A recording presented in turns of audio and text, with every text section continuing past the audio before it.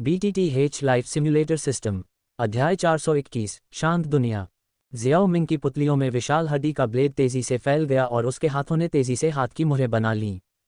शांत दुनिया। उसकी भौहों के बीच एक भयानक आत्मा शक्ति सक्रिय हो गई, जो सभी दिशाओं में लहरों की तरह फैल गई। जैसे जैसे आत्मा का उतार चढ़ाव उसके चारों ओर फैलता गया, फर्स्ट त्यानजुन ने महसूस किया कि उसकी आत्मा क्षण भर के लिए समाधि में चली गई और फिर एक मजबूत अप्रतिरोध्य शक्ति ने उसे खींच लिया। जब वह अपने होश में आया तो उसने खुद को बर्फ और बर्फ की भूमि में पाया। यहाँ का भूभाग बेहद समतल था, जिसमें आकाश और धरती का अंतहीन विस्तार था। तूफान आते थे और बर्फ हिलती थी, फिर भी बिना किसी आवाज के एक भयानक सन्नाटा था। ये कौन सी जगह है? फर्स्ट त्यानजुन का बूढ़ा चेहरा असामान्य रूप से गंभीर हो गया। जियाओ मिंग वास्तव में ऐसी रहस्यमय विधि का उपयोग कर सकता था। उनके हॉल ऑफ सोल्स को इसकी जानकारी क्यों नहीं थी? एक डू संत के रूप में फर्स्ट त्यानजुन काफी समय तक रहा था। अपने मन को थोड़ा स्थिर करने के बाद उसने जल्दी से पाया कि कुछ गड़बड़ है। उसने देखा कि जैसे ही उसने अपनी हथेली उठाई, उसका शरीर कुछ हद तक पारदर्शी हो गया था और वह अब अपने भीतर उमड़ती हुई डूक्यूई को महसूस नहीं कर सकता था। क्या मेरी आत्मा को किसी दूसरे स्थान पर खींच लिया गया है? इतनी सहजता से इसे प्राप्त करने के लिए ऐसा लगता है कि इस तकनीक का स्तर बहुत कम नहीं है। ऐसा लगता है कि जियाओ मिंग को पकड़ने के बाद मुझे गंभीर यातना के माध्यम से उससे ये तकनीक निकालने की आवश्यकता होगी। जब फर्स्ट त्यानजुन ने धीमी आवाज में बड़बड़ाया तो उसकी आंखों में लालच की झलक दिखाई दी। वह आत्माओं के हॉल से उभरा था और उसके पास कुछ आत्मा कौशल थे, लेकिन उनमें से कोई भी इस जितना शक्तिशाली नहीं था। मृत्यु का सामना करते हुए आप अभी भी किसी और की तकनीक पर ध्यान आकर्षित करने की हिम्मत करते हैं, वास्तव में अभिमानी हैं। अचानक एक मजाकिया आवाज ने इस दुनिया की शांति को तोड़ दिया। फर्स्ट त्यानजुन के सामने लगभग 10 मीटर की दूरी पर एक प्रेत आकृति धीरे धीरे जम गई। जियाओ मिंग पर भयानक और भयावह नज़रों से देखते हुए पहले त्यानजुन को अचानक लगा कि कुछ गड़बड़ है। ये स्थान केवल आत्माओं के लिए सुलभ होना चाहिए, इसलिए उसके सामने जियाओ मिंग भी एक आत्मा शरीर होना चाहिए। हालांकि जियाओ मिंग की आत्मा इतनी ठोस क्यों थी, जो एक जीवित व्यक्ति से लगभग अप्रभेद्य थी? इसकी तुलना में उसका पारदर्शी शरीर बहुत ही हीन लग रहा था। अपने मन में पक्ष विपक्ष को तौलते हुए फर्स्ट त्यानजुन ने जियाओ मिंग के पिछले शब्दों को नज़रअंदाज किया और निर्णायक रूप से कहा, जियाओ मिंग, हमारे हुन कबीले में क्यों नहीं शामिल हो जाते? जब तक आप तौशे प्राचीन भगवान की जैद सौंपते हैं, यह एक बड़ी उपलब्धि होगी। हमारा हुन कबीला आपको कई खजानों से पुरस्कृत कर सकता है और हम आपको हमारे हुन कबीले के डू गॉड ब्लडलाइन भी दे सकते हैं। आपकी प्रतिभा और डू गॉड ब्लडलाइन के साथ डू संत बनने में सिर्फ 1 दर्जन साल या उससे ज़्यादा लगेंगे। आप कई सालों से सेंट्रल प्लेन्स में हैं और मुझे यकीन है कि आप मेरे शब्दों की प्रामाणिकता जानते हैं। हमारे हुन कबीले के लिए कुछ भी असंभव नहीं है। जियाओ मिंग ने यह सुनकर बड़ी दिलचस्पी से पूछा, क्या मैंने अभी अभी आपके हॉल ऑफ सोल्स के डिप्टी चीफ का सिर शौचालय में नहीं फेंका है? क्या आप कह रहे हैं कि आपके पास उससे निपटने की क्षमता है? सबसे पहले त्यानजुन का मुरझाया हुआ बूढ़ा चेहरा थोड़ा सा हिला और उसकी कर्कश आवाज़ फिर से सुनाई दी। जब तक आप टूशे प्राचीन देवता की जैद सौंप देते हैं, तब तक कोई समस्या नहीं है। आखिरकार वह सिर्फ एक अवतार था। ये सुनकर जियाओ मिंग खुद को रोक नहीं पाया और हंस पड़ा। क्या उसे वाकई लगता था कि वह इतना मूर्ख था कि उसके खोखले वादों पर विश्वास कर रहा था? जब उन कबीले के लोग निर्दयी हो गए तो उन्होंने अपने लोगों को भी नहीं छोड़ा, फिर भी वे उसके लिए भव्य सपने चित्रित कर रहे थे। क्षमा करें, लेकिन मुझे किसी और का कुत्ता बनने की आदत नहीं है, खासकर आप लोगों के लिए जो न तो इंसान हैं और न ही भूत। सबसे पहले त्यानजुन का चेहरा उसके शब्दों को सुनकर तुरंत काला पड़ गया। उसके हाथ की एक लहर से आत्मा की शक्ति बढ़ गई और एक भूत सिर वाले ब्लेड में बदल गई। जियाओ मिंग, मेरा ये सोल ब्लेड हजारों लोगों की आत्माओं से बना है। अनगिनत आत्माओं की बलि दी गई है। एक बार जब इसकी ब्लेड ऊर्जा आपके शरीर को छूती है तो आप उन असंख्य आत्माओं की पीड़ा को झेलेंगे। सबसे पहले त्यानजुन ने भूत सिर वाले ब्लेड को क्षैतिज रूप से पकड़ा। उसकी आवाज़ भयावह थी क्योंकि उसने कहा, चूंकि तुम इतने जिद्दी हो, इसलिए आज मैं इसका इस्तेमाल तुम्हारी जान लेने के लिए करूंगा। इसे सम्मान का प्रदर्शन समझो। कुछ चालबाजी करने की कोशिश कर रहे हो, है ना? जियाओ मिंग ने तिरस्कार दिखाया। उसकी दुनिया में सिर्फ एक ब्लेड से उससे लड़ने की कोशिश करना कुछ हद तक हास्यास्पद था। अभिमानी। पहले त्यानजुन ने एक ठंडी मुस्कान दी। उसके भीतर काली गैस उमड़ पड़ी, जो कई भयावह आत्माओं में बदल गई, जो भूत सिर वाले ब्लेड में घुसते ही दयनीय चीखें निकालती रहीं। जैसे जैसे ये अनगिनत आत्माएं अंदर घुसती गईं, ब्लेड की एक बार पीली सतह पर गहरे खून के धब्बे जैसे लाल रंग के निशान दिखाई देने लगे। आत्मा विनाश स्लैश। जैसे ही भूत सिर वाले ब्लेड पर भयानक खून के धब्बे दिखाई दिए, पहले त्यानजुन के चेहरे पर गंभीरता का एक संकेत दिखाई दिया। अपने हाथ के हिंसक झटके के साथ विशाल भूत सिर वाले ब्लेड ने निर्दयतापूर्वक जियाओ मिंग की ओर वार किया। मर जाओ। भूत सिर वाले ब्लेड के गुजरने पर पहले तियानजुन के चेहरे पर एक क्रूर भाव प्रकट हुआ, जिससे जगह ढह गई। इस जगह की जमीन कट गई, जिससे सैकड़ों मीटर लंबी एक गहरी और विशाल खाई बन गई। इस तरह के हमले का सामना करते हुए जियाओ मिंग की अभिव्यक्ति अपरिवर्तित रही, क्योंकि वह शांति से देख रहा था। भूत सिर वाला पलक झपकते ही ब्लेड आ गया और सीधे जियाओ मिंग को 2 हिस्सों में विभाजित कर दिया। ये काम कर गया। पहले तो तियानजुन को खुशी हुई, लेकिन जल्द ही उसे लगा कि कुछ गड़बड़ है। बहुत कमजोर जियाओ मिंग का शरीर एक बार फिर सिकुड़ गया। उसके चेहरे पर अभी भी थोड़ी सी मजाकिया मुस्कान थी। नहीं, ऐसा नहीं हो सकता। मेरे सोल ब्लेड से वार करने के बाद तुम कैसे सुरक्षित रह सकते हो? यहाँ तक कि एक डू-सेंट भी इसे बिना नुकसान पहुँचाए नहीं झेल सकता। जियाओ मिंग ने ठहाका लगाया। इस शांत दुनिया में अगर आत्माएं उससे बहुत कमज़ोर होती तो वे उसे कोई नुकसान नहीं पहुँचा पाती। सबसे पहले तियानजुन की आत्मा उसके लिए धूल के कण के बराबर थी। हजारों आत्माओं द्वारा गढ़ी गई सोल ब्लेड के साथ भी यह उसका कुछ नहीं बिगाड़ सकती थी। भले ही उसकी आत्मा की शक्ति समाप्त हो गई हो, फिर भी यह उसे पसीना भी नहीं आने देगी। बेशक उसे यह समझाने की कोई ज़रूरत नहीं थी, बस इतनी ताकत। अच्छा, समय की बर्बादी बहुत हो गई। अगर तुम मुझे दूसरे क्षेत्रों की मुख्यालय शाखाओं के बारे में बता दो तो मैं तुम्हारी लाश को बरकरार रख सकता हूँ। वास्तव में जियाओ मिंग ने अन्य क्षेत्रों में मुख्यालय शाखाओं के स्थानों का पता लगाने के लिए प्रथम तियानजुन के साथ एक लंबी बातचीत की थी। यदि वह केवल अपनी साधना पर निर्भर होता तो महान पूर्णता प्राप्त करने के लिए स्वर्गीय क्षेत्र के अंतिम चरण को तोड़ने में अज्ञात समय लगता। आत्माओं के हॉल के आत्मासार को जब्त करना बेहतर था। अपने पिछले कार्यों के बाद आत्माओं के हॉल की बढ़ी हुई सतर्कता के कारण अब केंद्रीय मैदानों पर आत्मासार प्राप्त करना असंभव था।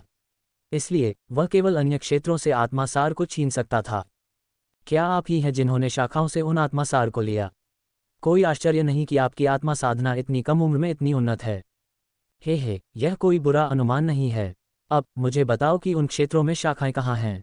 मूर्खतापूर्ण इच्छा। पहले तियानजुन ने ठंडी हंसी उड़ाई और एक और हमला किया। भूत सिर वाले ब्लेड ने सीधे जियाओ मिंग पर वार करते हुए हत्या करने की मंशा प्रकट की। इस हमले का सामना करते हुए जियाओ मिंग ने केवल अपनी आंखें सिकुड़ी और भूत सिर वाला ब्लेड बस धुएं में विलीन हो गया। ये कैसे हो सकता है? पहले तो तियानजुन चौंक गया, मुहर बनाने की कोशिश कर रहा था, लेकिन पाया कि उसका शरीर हिल नहीं सकता। अगर तुम बात नहीं करोगे तो मेरे पास तुम्हें बात करवाने के बहुत सारे तरीके हैं। जियाओ मिंग ने उसकी ओर देखा और एक विचार के साथ आसपास का माहौल बदल गया। पहले तियानजुन को एक क्रॉस से बांध दिया गया और उसके बगल में 2 छायादार आकृतियां दिखाई दी, जिनके हाथ में चिमटा और कैंची थी। तुम क्या करना चाहते हो? कुछ ज्यादा नहीं, बस तुम्हें नरक के 18 स्तरों की यातना का अनुभव कराना है। बेशक तुम नहीं जानते होगे कि नरक के 18 स्तरों में पीड़ित होने का क्या मतलब है, लेकिन ये ठीक है। इसे अनुभव करने के बाद तुम्हें पता चल जाएगा। जियाओ मिंग ने हल्के से मुस्कुराया और 2 छायादार आकृतियां तुरंत पास आईं। फर्स्ट तियानजुन का मुंह खोला और लोहे की चिमटी से उसकी जीभ पकड़ ली। उन्होंने उसे धीरे धीरे बाहर निकाला, एक तेज गति से नहीं बल्कि धीरे धीरे बाहर खींचते हुए। पूरी दुनिया में एक दयनीय चीख गूंज उठी। ऐसा इसलिए नहीं था क्योंकि फर्स्ट तियानजुन कमजोर था, बल्कि इसलिए क्योंकि यहाँ जो यातनाएं दी गईं वे आत्मा पर ही थीं। इस तरह का दर्द उसकी आत्मा की गहराई तक पहुंच गया। क्या वह इसे सिर्फ एक बार झेल सकता था? शायद 2 बार, 1,00,000 बार के बारे में क्या? अध्याय 422, एक दूसंत का विनाश। धमाका धमाका धमाका। पवित्र गोली शहर के ऊपर भयानक ऊर्जा उतार चढ़ाव के साथ आकाश में बहरा करने वाले विस्फोट गूंज उठे। यहाँ तक कि एक अज्ञात समय में इस क्षेत्र को ढकने वाला स्थानिक अवरोध भी हिंसक रूप से लहरदार हो गया था और हल्की दरारें फैल रही थीं। जुवान कोंगजी वर्तमान में आत्माओं के हॉल के 4 माननीय बुजुर्गों के साथ लड़ाई में लगे हुए थे। उसने उपहास किया, अपनी मुट्ठी बांधी और अवसर का लाभ उठाते हुए दूर से उन चारों पर हमला किया। पफ! उसकी मुट्ठी ने खाली जगह पर प्रहार किया, जिससे आसपास का स्थान बिखर गया। 4 असाधारण रूप से भयानक अदृश्य मुट्ठी के निशान एक भयानक प्रक्षेपवक्र का अनुसरण करते हुए शून्य में घुस गए और 4 माननीय बुजुर्गों की छाती पर जा गिरे। तुरंत हड्डियों के टूटने की आवाज़ें सुनाई दी और चारों ने अपने आंतरिक अंगों के टुकड़ों के साथ खून उगल दिया। भयानक प्रभाव के बल पर वे नीचे शहर में गिर गए। उनका जीवन या मृत्यु अनिश्चित थी। सिर्फ एक वार से सभी 4 डू वेनेरेट हार गए। जुवान कोंगजी की ताकत वास्तव में पिल टॉवर के 3 दिग्गजों में से एक के बराबर थी। जुवान कोंगजी ने आगे पीछा नहीं किया, इसके बजाय उसने अपने आसपास का सर्वेक्षण किया और पाया कि स्थिति स्थिर है। फिर वह सीधे उस ओर उड़ गया जहां जियाओ मिंग था। इस समय जियाओ मिंग और प्रथम तियानजुन एक मुड़े हुए और भ्रामक क्षेत्र में लिपटे हुए थे, जिससे उन्हें स्पष्ट रूप से देखना मुश्किल हो रहा था। क्षेत्र के बाहर छोटे पिल टॉवर के प्रथम एल्डर एक गंभीर भाव के साथ शून्य में खड़े थे, क्षेत्र को देख रहे थे। प्रथम एल्डर, जियाओ मिंग कैसा कर रहा है? वह प्रथम तियानजुन के साथ आत्मा की लड़ाई कर रहा है, प्रथम एल्डर ने चुपचाप अपनी नज़र हटाते हुए कहा। इसे आत्मा की लड़ाई कहना शायद सही नहीं होगा। यह ऐसा है जैसे वह अकेले ही प्रथम तियानजुन का वध कर रहा है। आखिरकार उसकी आत्मा की शक्ति का दबाव बहुत मजबूत है, यहाँ तक कि मैं भी इसे महसूस कर सकता हूँ, प्रथम एल्डर ने अपने चेहरे पर अजीबोगरीब भाव दिखाते हुए कहा। इतने सालों तक साधना करने के बाद उसने कभी नहीं सोचा था कि 20 साल के एक युवा जूनियर से आगे निकल जाएगा। ये वास्तव में एक दुर्लभ अनुभव था। वह ये याद किए बिना नहीं रह सका कि कैसे उसने पहले तियानजुन को रोकने की कोशिश की थी जब उसने पहले जियाओमिंग पर हमला किया था। अब ऐसा लग रहा था कि उसने उसे कम आंका था। आत्मा की लड़ाई। जुवान कोंगजी चौंक गया, फिर गोले की ओर देखा, लेकिन वह कुछ भी नहीं देख सका। तुम्हारी आत्मा शक्ति बहुत कमज़ोर है, तुम कुछ भी नहीं देख पाओगे। यहाँ तक कि मैं भी इसे मुश्किल से महसूस कर सकता हूँ, प्रथम एल्डर ने समझाया। क्या हमें जियाओमिंग की मदद करनी चाहिए? जुवान कोंगजी ने पूछा। हम उसकी मदद नहीं कर सकते। एक बार जब तुम करीब आ जाओगे तो तुम्हारी आत्मा अंदर खींची जाएगी और जियाओमिंग की शक्तिशाली आत्मा शक्ति द्वारा लंबी दूरी के हमलों को मिटा दिया जाएगा। इसके अलावा वह प्रथम तियानजुन से आसानी से निपट रहा है, हमें हस्तक्षेप करने की कोई ज़रूरत नहीं है। प्रथम एल्डर ने अपना सिर थोड़ा हिलाया। क्या जियाओमिंग वास्तव में इस स्तर तक बढ़ गया है? जुबान कोंगजी कुछ पल के लिए स्तब्ध रह गया। उसे याद आया कि जब वह सिर्फ एक पूर्वज था तब उसने जियाओमिंग से मुलाकात की थी, जो अभी अभी स्पिरिट दायरे में पहुंचा था। हालांकि वह पिलटॉवर के इतिहास में जियाओमिंग की अद्वितीय प्रतिभा से अवगत था, जो जल्द ही या बाद में महाद्वीप में एक प्रमुख व्यक्ति बनने के लिए नियत था। वह विश्वास नहीं कर सकता था कि कुछ ही वर्षों में जियाओमिंग इतना दुर्जय हो गया था कि एक दूसंत भी उसे संभाल नहीं सकता था। इस तेज विकास ने उसे ऐसा महसूस कराया जैसे वह किसी सपने में था। धमाका! एक विस्फोट ने जुबान कोंगजी को होश में ला दिया और उसने प्रथम एल्डर की ओर मुड़कर कहा, मैं अनुरोध करता हूं कि प्रथम एल्डर यू यून और सेन लुओ को हल करने के लिए कार्रवाई करें, पवित्र पिल सिटी को हमारे पास छोड़ दें। प्रथम तियानजुन के अलावा यू यून और सेन लुओ इस हॉल ऑफ सोल्स हमले में दो सबसे शक्तिशाली ताकतें थीं। अन्य एल्डर ने दो उच्च स्तरीय अर्धसंतों को शून्य में खींच लिया था पहले। आज की घटनाएं वास्तव में समाप्त होनी चाहिए, प्रथम एल्डर ने सिर हिलाते हुए कहा। उसकी आकृति धीरे धीरे शून्य में विलीन हो गई और दृष्टि से ओझल हो गई। जुबान कोंगजी ने राहत की सांस ली क्योंकि प्रथम एल्डर गायब हो गया। फिर उसने युद्ध के मैदान के चारों ओर नजर डाली। पवित्र पिल सिटी आखिरकार पिल टॉवर का मुख्य गढ़ था। पिल टॉवर मध्य क्षेत्र के कई कुलों से संबद्ध था। नतीजतन दूर से प्रकाश की कई किरणें उड़ती रहीं, जो हॉल ऑफ सोल्स के खिलाफ लड़ाई में शामिल हो गईं। पिल टॉवर विशेषज्ञों की संख्या में काफ़ी वृद्धि हुई थी और वे अब हॉल ऑफ सोल्स की ताकतों को दबा रहे थे। हॉल ऑफ सोल्स के विशेषज्ञ संघर्ष कर रहे थे और कुछ भागना चाहते थे, लेकिन उनके डिप्टी चीफ का सिर पहले ही जियोमिंग के हाथ से मुड़ चुका था और फर्स्ट तियानजुन को जियोमिंग के तियान क्लास सोल स्किल द्वारा प्रताड़ित किया जा रहा था। उनका नेतृत्व करने वाला कोई नहीं था, इसलिए वे केवल कठिनाई से ही सहन कर सकते थे। हॉल ऑफ सोल्स के बदमाशों ने सोचा कि वे आज अपनी मर्जी से आ जा सकते हैं, लेकिन वे इतनी आसानी से नहीं जाएंगे। जुबान कोंगजी की आंखों में एक भयंकर रोशनी चमक उठी, क्योंकि वह तेजी से भीड़ में घुस गया और लड़ाई में शामिल हो गया। आधे घंटे बाद जियोमिंग ने अपनी आंखें खोली और राहत की सांस ली। आखिरकार समझ में आ गया। मुझे उम्मीद नहीं थी कि इस फर्स्ट तियानजुन की हड्डियां इतनी सख्त होंगी। मुझे बहुत समय लगा। साइलेंट वर्ल्ड में समय की धारणा बाहरी दुनिया की तुलना में बहुत धीमी थी। आमतौर पर एक बार जब जियोमिंग किसी को अंदर खींच लेता तो वह एक ही सांस में लड़ाई खत्म कर सकता था, लेकिन ये तथ्य कि वह इतने लंबे समय तक इस तरह की यातना को झेल सकता था, ये दर्शाता है कि वह कायर नहीं था जो डर के मारे सब कुछ उगल देता। अंत में जियाओमिंग ने प्रथम तियानजुन की चेतना को कुछ हद तक उलझा दिया था। तभी वह उसके मुंह से वह जानकारी निकालने में सफल हुआ जो वह चाहता था। हालांकि अब जब मुझे जानकारी मिल गई है तो मैं तुम्हें नहीं छोड़ूंगा। जियाओमिंग ने अपने पास ही हड्डी के ब्लेड की ओर देखा। प्रथम तियानजुन आकाश में खड़ा था, उसकी आत्मा की आभा बेहद कमजोर हो रही थी, लेकिन वह पूरी तरह से मरा नहीं था। जियाओमिंग का दिमाग हिल गया क्योंकि उसने अपनी आंखें सिकोड़ लीं और उनके चारों ओर का विशाल आत्मा क्षेत्र एक विशाल हाथ में बदल गया, जिसने प्रथम तियानजुन को पकड़ लिया और उसे अपने करीब ले आया। उसकी आकृति एक ही समय में सभी की आंखों के सामने आ गई। उसकी उपस्थिति ने तुरंत कई लोगों का ध्यान आकर्षित किया और हॉल ऑफ सोल्स के विशेषज्ञ भयभीत हो गए जब उन्होंने जियाओमिंग के बगल में आधी मृत आकृति को देखा। प्रथम तियानजुन को पकड़ लिया गया है। ये कैसे संभव है? ये सच नहीं हो सकता। यह कोई चाल होगी। जल्दी से पीछे हटो। जबकि हॉल ऑफ सोल्स के सदस्य अविश्वास में थे, पिलटॉवर के विशेषज्ञ हालांकि आश्चर्यचकित थे, लेकिन तुरंत ही बढ़े हुए मनोबल के साथ उछल पड़े। हा, हॉल ऑफ सोल्स के बदमाशों, तुम्हारा पहला त्यानजुन पकड़ा गया है। आओ और अपनी मौत का सामना करो। भागने की सोच रहे हो? तुम्हें क्या लगता है तुम कहाँ जा सकते हो? उद्धरण चिन्ह ... उद्धरण चिन्ह। अभी भी कुछ दर्शक थे जो बस चकित थे। क्या बकवास है, क्या वह जियाओ मिंग है? वह एक डूसेंट को पकड़े हुए है न? ये राक्षस कहाँ से आया? मैं तुम्हें बता रहा हूँ, शायद किसी बूढ़े संकी ने फिर से खेती करने के लिए जियाओ मिंग के शरीर पर कब्जा कर लिया है। उद्धरण चिन्ह ... उद्धरण चिन्ह। आसपास की चौंकती निगाहों को अनदेखा करते हुए जियाओ मिंग ने सीधे अपनी आत्मा का इस्तेमाल करके पहले त्यानजुन की गर्दन तोड़ दी और फिर उसके शरीर को अपनी स्टोरेज रिंग में रख दिया। शरीर को नस्ल की परवाह किए बिना डूसेंट क्षेत्र में एक खजाना माना जा सकता था। जियाओ मिंग निश्चित रूप से इसे बर्बाद नहीं होने देगा। जहां तक फर्स्ट त्यानजुन की आत्मा का सवाल है, उसने उसे नहीं निकाला क्योंकि वह उसे पहले ही साइलेंट वर्ल्ड से मिटा चुका था। पहले उसे जो फीकी आत्मा की आभा महसूस हुई थी, वह सिर्फ मांसल शरीर द्वारा छोड़ा गया अवशेष था। जब हॉल ऑफ सोल्स के विशेषज्ञों ने फर्स्ट त्यानजुन को जियाओ मिंग द्वारा कुचले जाते देखा तो वे तुरंत डर गए। आखिरकार लड़ाई छोड़कर वे सभी दिशाओं में भाग गए। भागना चाहते हो? जियाओ मिंग की आंखें चमक उठीं और वह कुछ करने ही वाला था कि खतरे की एक भयानक भावना ने उसे घेर लिया, जिससे उसे पीछे हटना पड़ा। अध्याय 423 चरवाहा लड़का। सेंट्रल प्लेन्स के एक सुनसान और वीरान कोने में चट्टानों के बीच एक भारी सुरक्षा वाला काला महल खड़ा था। महल के अंदर इसके एक कमरे में हवा में कई जेड स्क्रॉल तैर रहे थे, ऊपर नीचे उछल रहे थे, जिससे एक रहस्यमयी नज़ारा बन रहा था। दरार। अचानक जेड स्क्रॉल में से एक टूट गया और सफ़ेद जेड के टुकड़े ज़मीन पर बिखर गए। महल के दूसरे गुप्त कमरे में काला कोहरा घूम रहा था, जिसके अंदर एक आकृति छिपी हुई थी।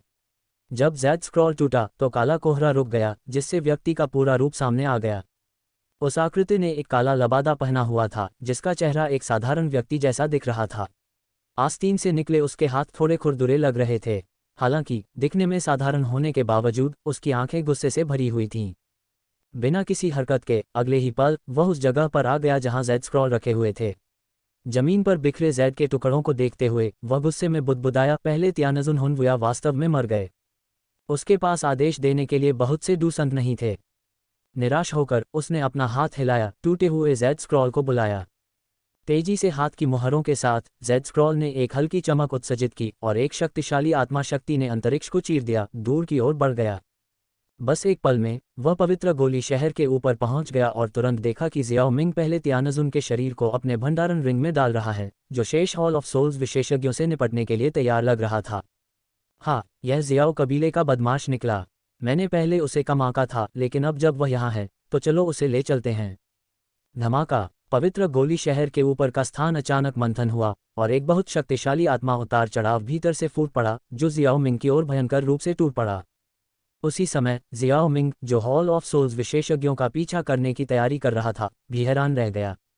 जल्दी से प्रतिक्रिया करते हुए उसने पलटकर एक जोरदार मुक्का मारा, अपने माथे से अपनी आत्मा की शक्ति को बाहर निकाला। इस अप्रत्याशित और भयानक टक्कर से जियाओ मिंग चौंक गया। उसके दिमाग में भिनभिनाने की आवाज़ गूंज उठी और उसे चक्कर आने जैसा एहसास भी हुआ। उसे बलपूर्वक पीछे धकेला गया, जिससे वह कई हजार मीटर पीछे चला गया। कौन? हमले के बाद जियाओ मिंग ने तुरंत अपना संयम वापस पा लिया। उसने अपनी आत्मा के उतार चढ़ाव को स्थिर करने की पूरी कोशिश की, जबकि उसकी आत्मा की शक्ति पूरे आसपास के क्षेत्र में फैल गई। उसी समय उसके मुंह से एक भयंकर चीख निकली। जिस व्यक्ति ने हमला किया था वह उसे घायल करने में सक्षम था, जाहिर तौर पर उसके पास उसकी आत्मा की शक्ति से कहीं ज्यादा शक्तिशाली थी। हमले से जियाओ मिंग को इतनी दूर फेंके जाने के दृश्य ने जुवान कोंगजी और अन्य लोगों को चौंका दिया। जियाओ मिंग की आत्मा की शक्ति एक डूसेंट को मारने में सक्षम थी, इसलिए ये तथ्य कि वह इतनी दूर फेंका गया था, ये दर्शाता है कि हमला करने वाला व्यक्ति बेहद शक्तिशाली था। ये व्यक्ति कौन है? जुवान कोंगजी और अन्य लोगों ने हॉल ऑफ सोल्स विशेषज्ञों का पीछा करना बंद कर दिया और उस काले व्यक्ति को देखा। उनके दिमाग में तुरंत एक विचार आया। यह आत्मा का उतार चढ़ाव कुछ हद तक जाना पहचाना लगता है।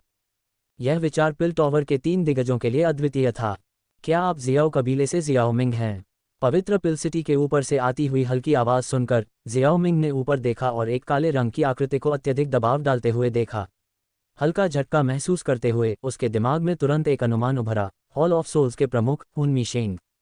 हॉल ऑफ सोल्स में हॉल प्रमुख हुन शेंग के अलावा जियाओ मिंग किसी और के बारे में नहीं सोच सकता था जो अपनी आत्मा को इस स्तर तक विकसित करने में सक्षम हो।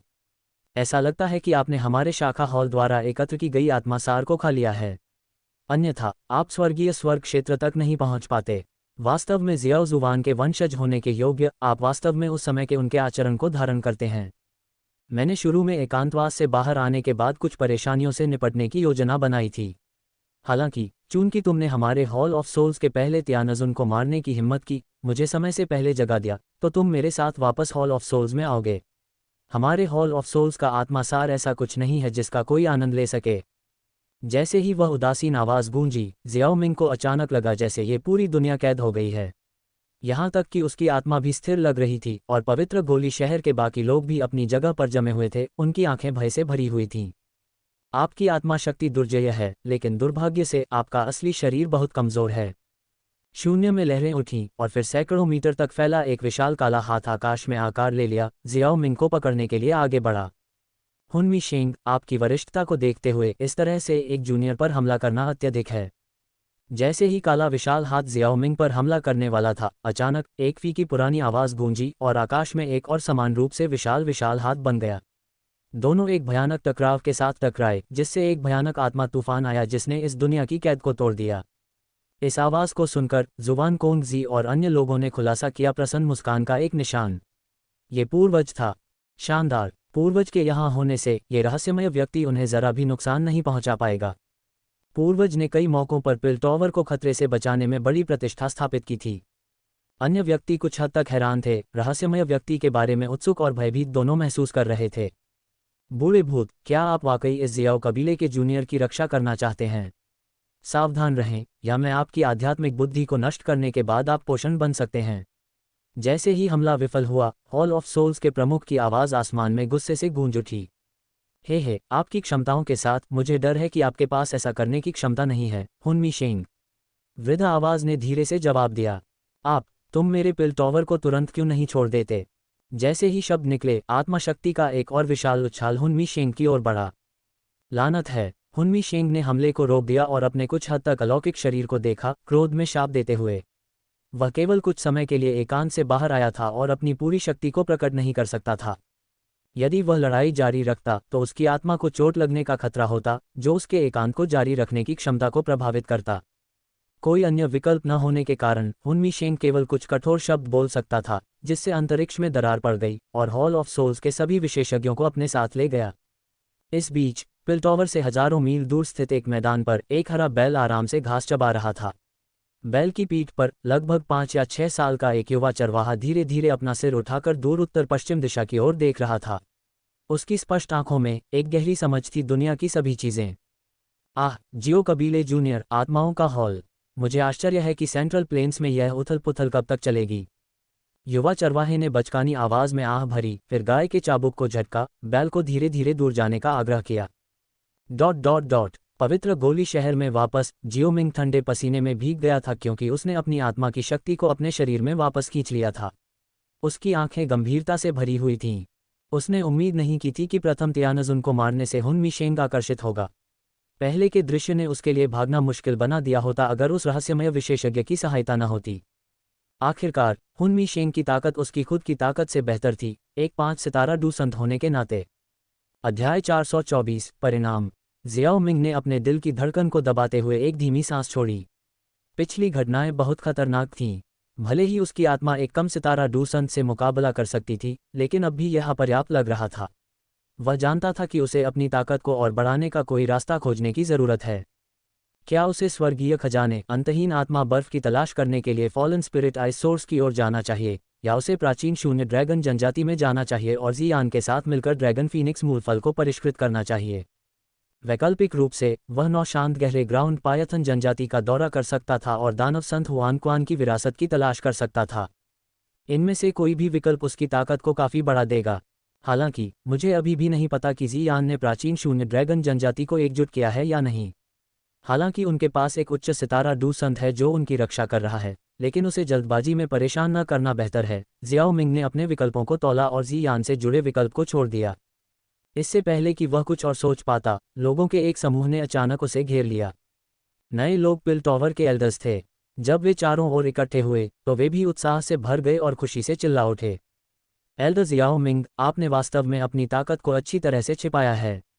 ये सोचकर कि आप हॉल ऑफ सोल्स के पहले तियानाजुन, एक 2 सितारा डूसेंट को मार सकते हैं, आपने वास्तव में आज हमारे पिल टॉवर की प्रतिष्ठा को बढ़ाया है।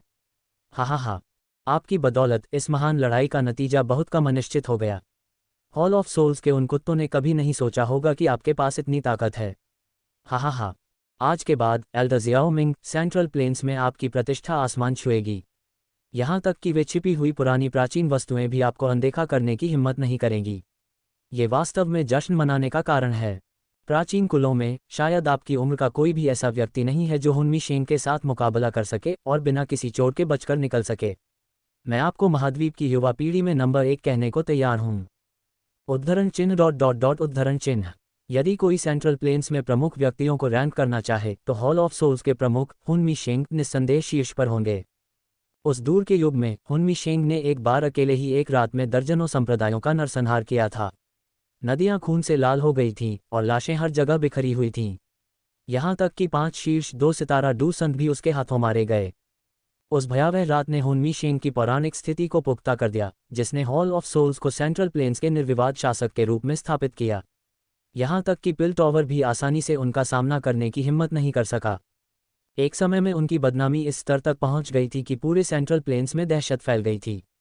हालांकि बाद में वे अपने लंबे एकांतवास के कारण लोगों की नज़रों से ओझल हो गए, लेकिन उनकी बदनाम प्रतिष्ठा अभी भी कायम है। अब जियो मिंग की फर्स्ट तियानाजुन को मारने और हुनमी शेंग के साथ मारपीट करने की क्षमता ने वास्तव में उन्हें सेंट्रल प्लेन्स में सबसे प्रभावशाली व्यक्तियों में से एक बना दिया, यदि सबसे प्रभावशाली नहीं।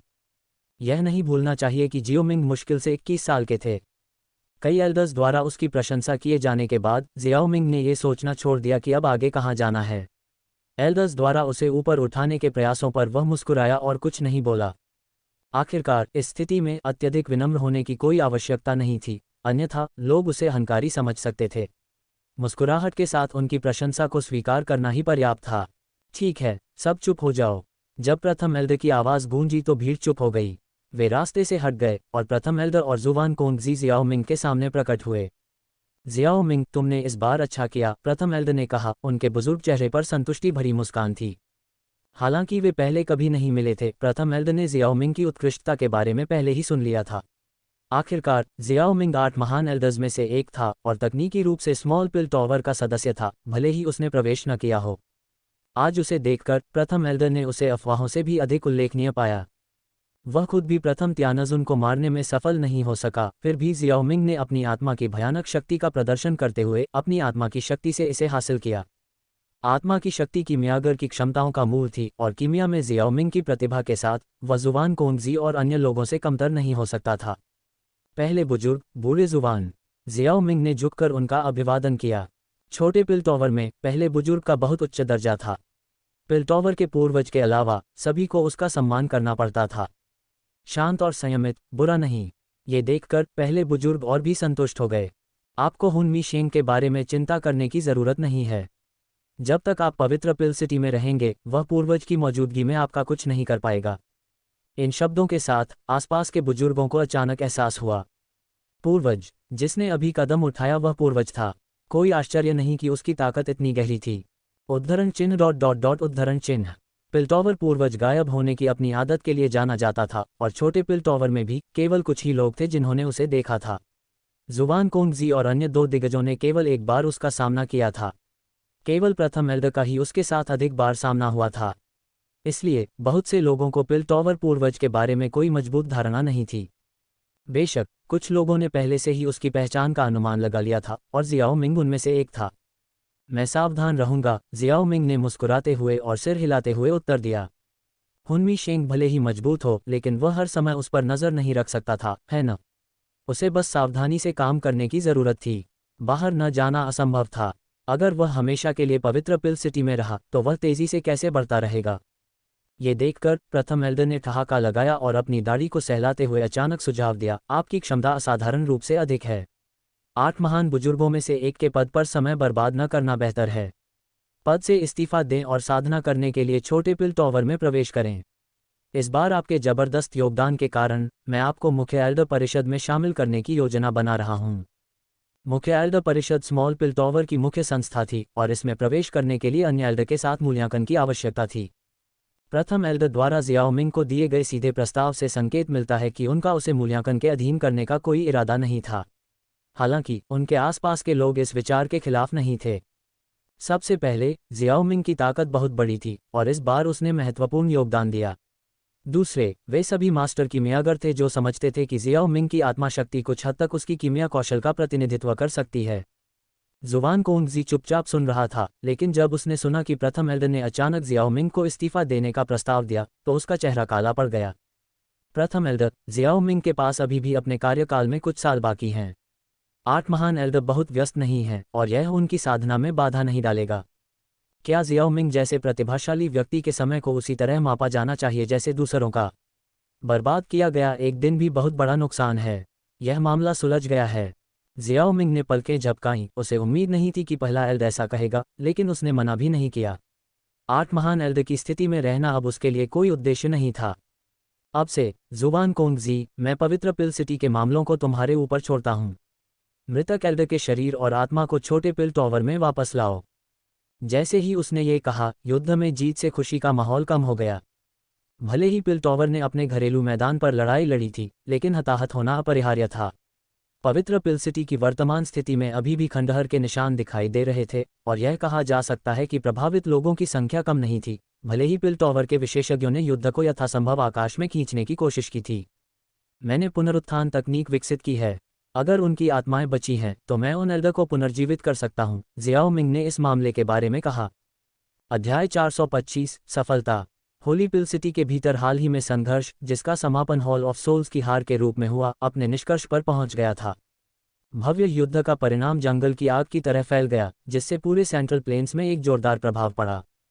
हॉल ऑफ सोल्स, एक प्रमुख शक्ति जो सैकड़ों वर्षों से सेंट्रल प्लेन्स में ऊंची जगह पर खड़ी थी, इतने लंबे समय से अहंकारी और लापरवाही से काम कर रही थी। लेकिन आखिरकार उन्हें पिल टॉवर के हाथों एक बड़ा झटका लगा। डूसेंट विशेषज्ञ हर जगह सम्मानित व्यक्ति थे, विशेष रूप से हॉल ऑफ सोल्स के पहले तियानजुन, जो सैकड़ों वर्षों से सेंट्रल प्लेन्स में एक प्रमुख व्यक्ति थे। भले ही वह हॉल ऑफ सोल्स के प्रमुख की ताकत से मेल नहीं खा सके, फिर भी वह हॉल ऑफ सोल्स के शीर्ष 3 सबसे शक्तिशाली व्यक्तियों में से एक थे। फिर भी ये लड़ाई होली पिल सिटी के भीतर उनकी हार और मृत्यु के साथ समाप्त हुई। यह एक ऐसी उपलब्धि थी जिसे पिल टॉवर ने पहले कभी हासिल नहीं किया था।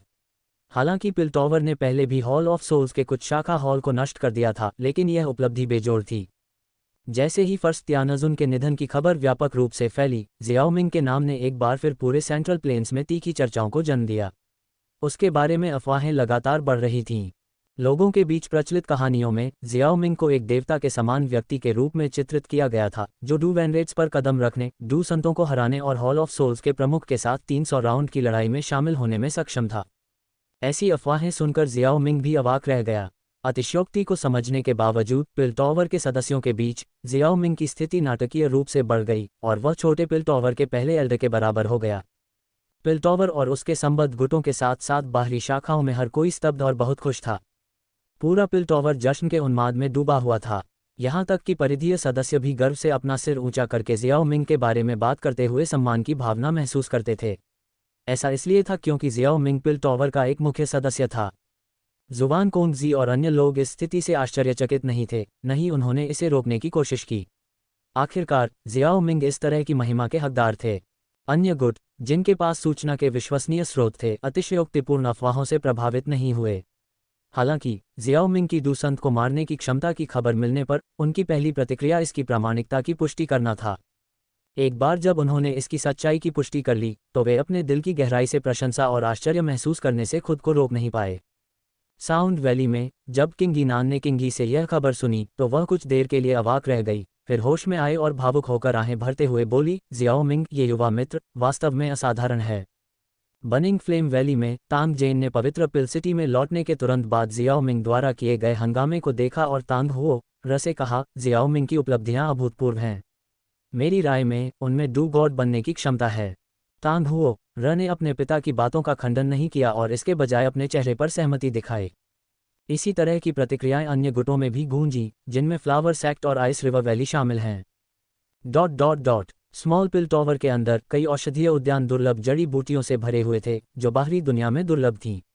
यहाँ वे विशाल पैच में उगते थे, जो औषधीय जड़ी बूटियों की खुशबू से पूरे क्षेत्र को भर देते थे। एकांत क्षेत्र में जंगल के बीच से एक धारा बहती हुई अंततः एक चांदी के झरने में बदल गई, जो नीचे एक क्रिस्टल क्लियर झील में गिरती थी। झील के बीच में एक आकृति पानी की सतह पर पैर मुड़े बैठी थी, गतिहीन। उसके चारों ओर लहरें फैल गईं, जो अपने आप 10 मीटर के दायरे में फैल गईं, जिससे उसके आसपास शांति की एक असामान्य भावना पैदा हो गई। गुलजार, ये गहन शांति लगभग आधे दिन तक चली, जब तक कि आकृति ने धीरे धीरे अपनी कसकर बंद आंखें नहीं खोलीं। उसकी जेट ब्लैक पुतलियों में लौ की एक हल्की चमक टिमटिमा रही थी।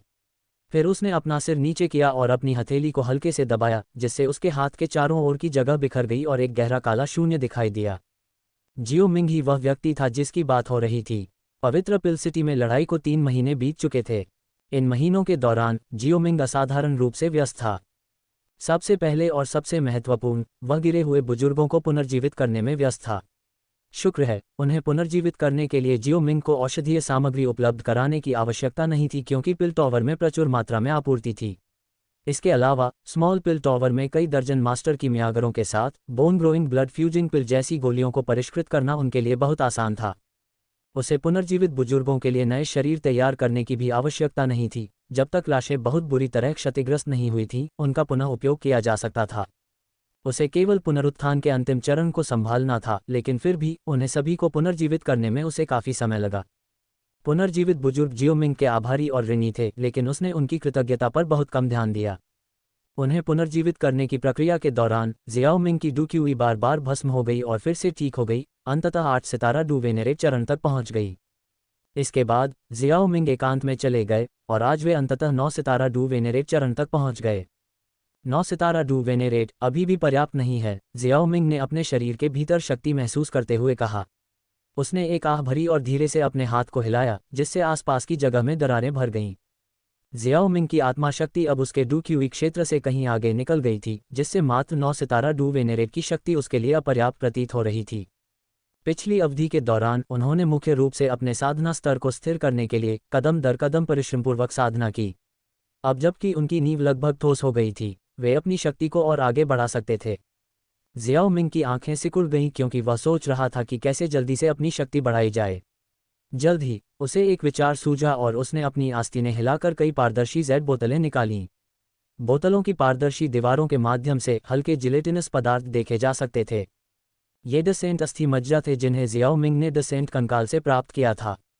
शेष राशि का अनुमान लगाते हुए जियाओ मिंग का मानना था कि ये जेलेटिन पदार्थ एक मध्यवर्ती स्तर के अर्धसंत की खेती के लिए पर्याप्त होने चाहिए। यदि उसने उनमें से कुछ का पहले उपयोग नहीं किया होता, तो वह संभवतः एक उच्च स्तरीय अर्धसंत की खेती कर सकता था। एक उच्च स्तरीय अर्धसंत है न? जियाओ मिंग ने एक भयावह दिखने वाले बूढ़े व्यक्ति की लाश को बाहर निकालने से पहले एक पल के लिए विचार किया। बूढ़े व्यक्ति की लाश से एक भूतिया आभा निकल रही थी, जिसमें किसी भी तरह की जीवन शक्ति नहीं थी, लेकिन यह एक दुर्जय दबाव से भरी हुई थी, जो उसके असाधारण स्वभाव को प्रदर्शित कर रही थी। ये हॉल ऑफ सोल्स के पहले तियानजुन की लाश थी। क्या मुझे हॉल ऑफ सोल्स के पहले तियानजुन की लाश को एक स्काई डायमंड पपेट में बदलना चाहिए, या मुझे उसका खून निकालकर दोबारा इस्तेमाल करना चाहिए? जियाओ मिंग कुछ उलझन में था। शरीर को कठपुतली में बदलने से उसकी ताकत कम हो जाएगी, और उसे वास्तव में खुद से कमज़ोर अंगरक्षक की ज़रूरत नहीं थी। इसके अलावा उसके पास पर्याप्त मजबूत आत्मा की कमी थी, जो निस्संदेह कठपुतली की शक्ति को और भी कमज़ोर कर देगी।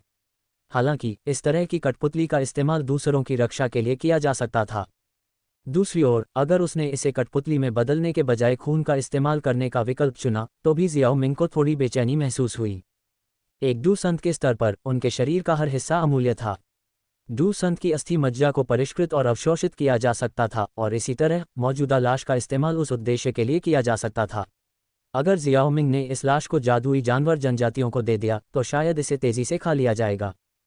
फिलहाल जियाओ मिंग ऐसे तरीकों का इस्तेमाल करने से कतराता नहीं था, लेकिन व्यक्तिगत रूप से किसी को मारना और फिर उसका खून निकालना और अवशोषित करना उसे थोड़ा अजीब लगता था।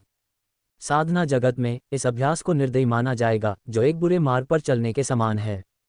इसके अलावा उसने पहले जो डूसेंट बोन मैरो इस्तेमाल किया था, वह दूसरों के अवशेषों से निकाला गया था, न कि उन लोगों से जिन्हें उसने व्यक्तिगत रूप से मारा था। सबसे महत्वपूर्ण बात यह है कि यह पहला तियानजुन कुछ बदसूरत लग रहा था। अध्याय 426 Dou Saint essence blood.